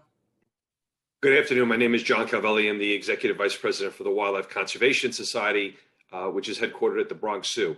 I felt a little like the young kid on the block when we were talking about Madonia, et cetera. We've only been in the neighborhood 122 years. So therefore, I wanted to just echo the words of Harry Barakhtari and actual council member Felice.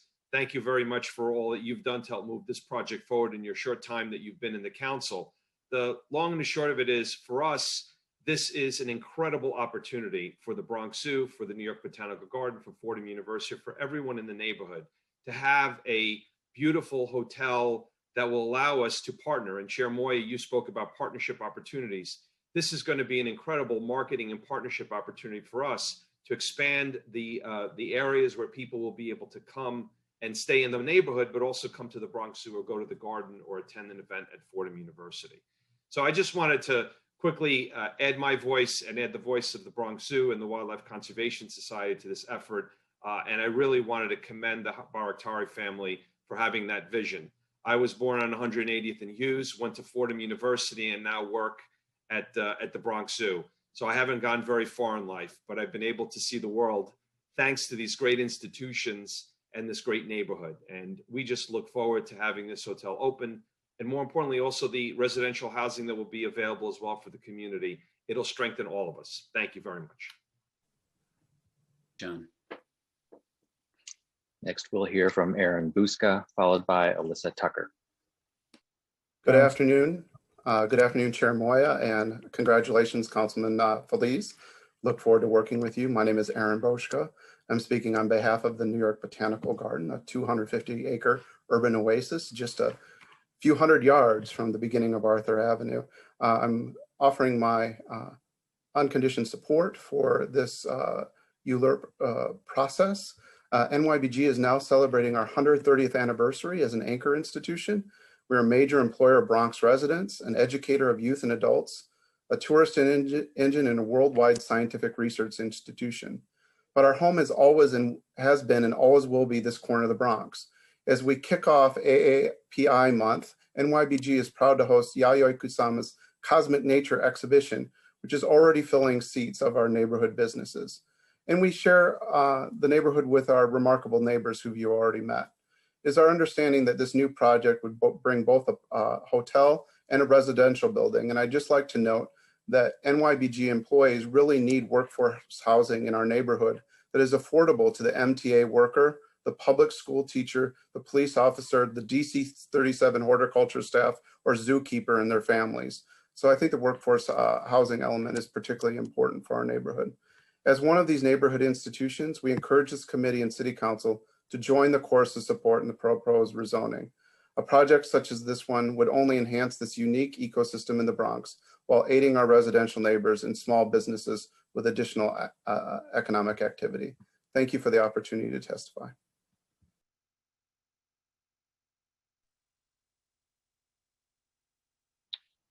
The last speaker on the panel will be Alyssa Tucker. Time starts now. On behalf of the Belmont Business Improvement District, I, Alyssa Tucker, Executive Director, express our support for this rezoning and project. Our community is lined with a plethora of small family-owned businesses comprising of gourmet food shops, restaurants, business services, and more. Our data has shown that the neighborhood hosts thousands of regional and local shoppers, as well as domestic and international tourists every year. Yet, there are extremely limited hotel options in our neighborhood and a lack of quality full-service hotels throughout Bronx Community Board 6. We are thrilled to see that a hotel is finally being proposed on Arthur Avenue, and we believe that the development will have a positive effect on local economic development by supporting neighborhood businesses and generating new jobs. The proposed development will also provide new housing in this community, and we believe the proposed workforce housing option is appropriate as it is affordable to families with moderate to middle incomes. There are also permanently affordable units included, which are appealing to the community as well. Our data has shown that 85% of visitors come from over 5 miles away and they drive here, making additional parking a crucial need for the neighborhood. The addition of 156 parking spaces between the two developments is another benefit of the project. Having a hotel within easy walking distance of our restaurants and businesses, a hotel that is actually in the heart of the neighborhood, is ideal. Arthur Avenue is the perfect place for a hotel, given it is the main thoroughfare of the community and its close proximity to several cultural attractions and institutions, including the Bronx Zoo, the New York Botanical Garden, Fordham University, and the SBH Health System. With the development of this hotel, guests would be able to extend their stay and visit more of the great destinations the Bronx has to offer. Therefore, the Belmont bid fully supports the proposed Arthur Avenue Hotel project and rezoning. Thank you.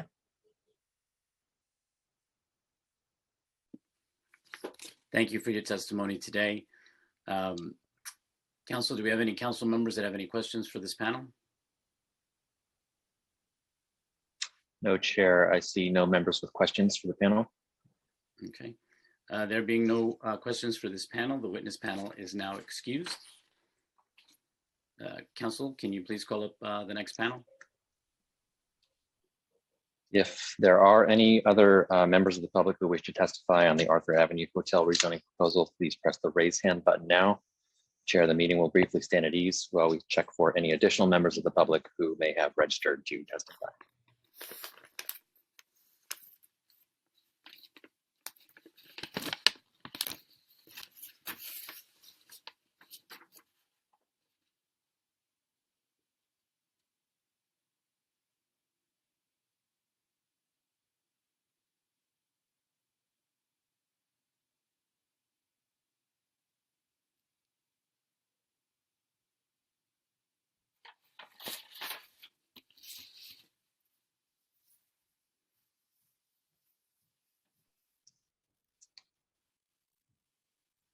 Chair Moya, I see no other members of the public who wish to testify on this item.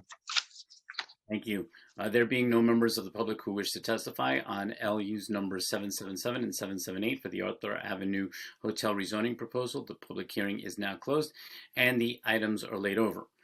That concludes today's business. I will remind the viewing public for anyone wishing to submit written testimony for items that were heard today, please send it by email to landusetestimony@council.nyc.gov.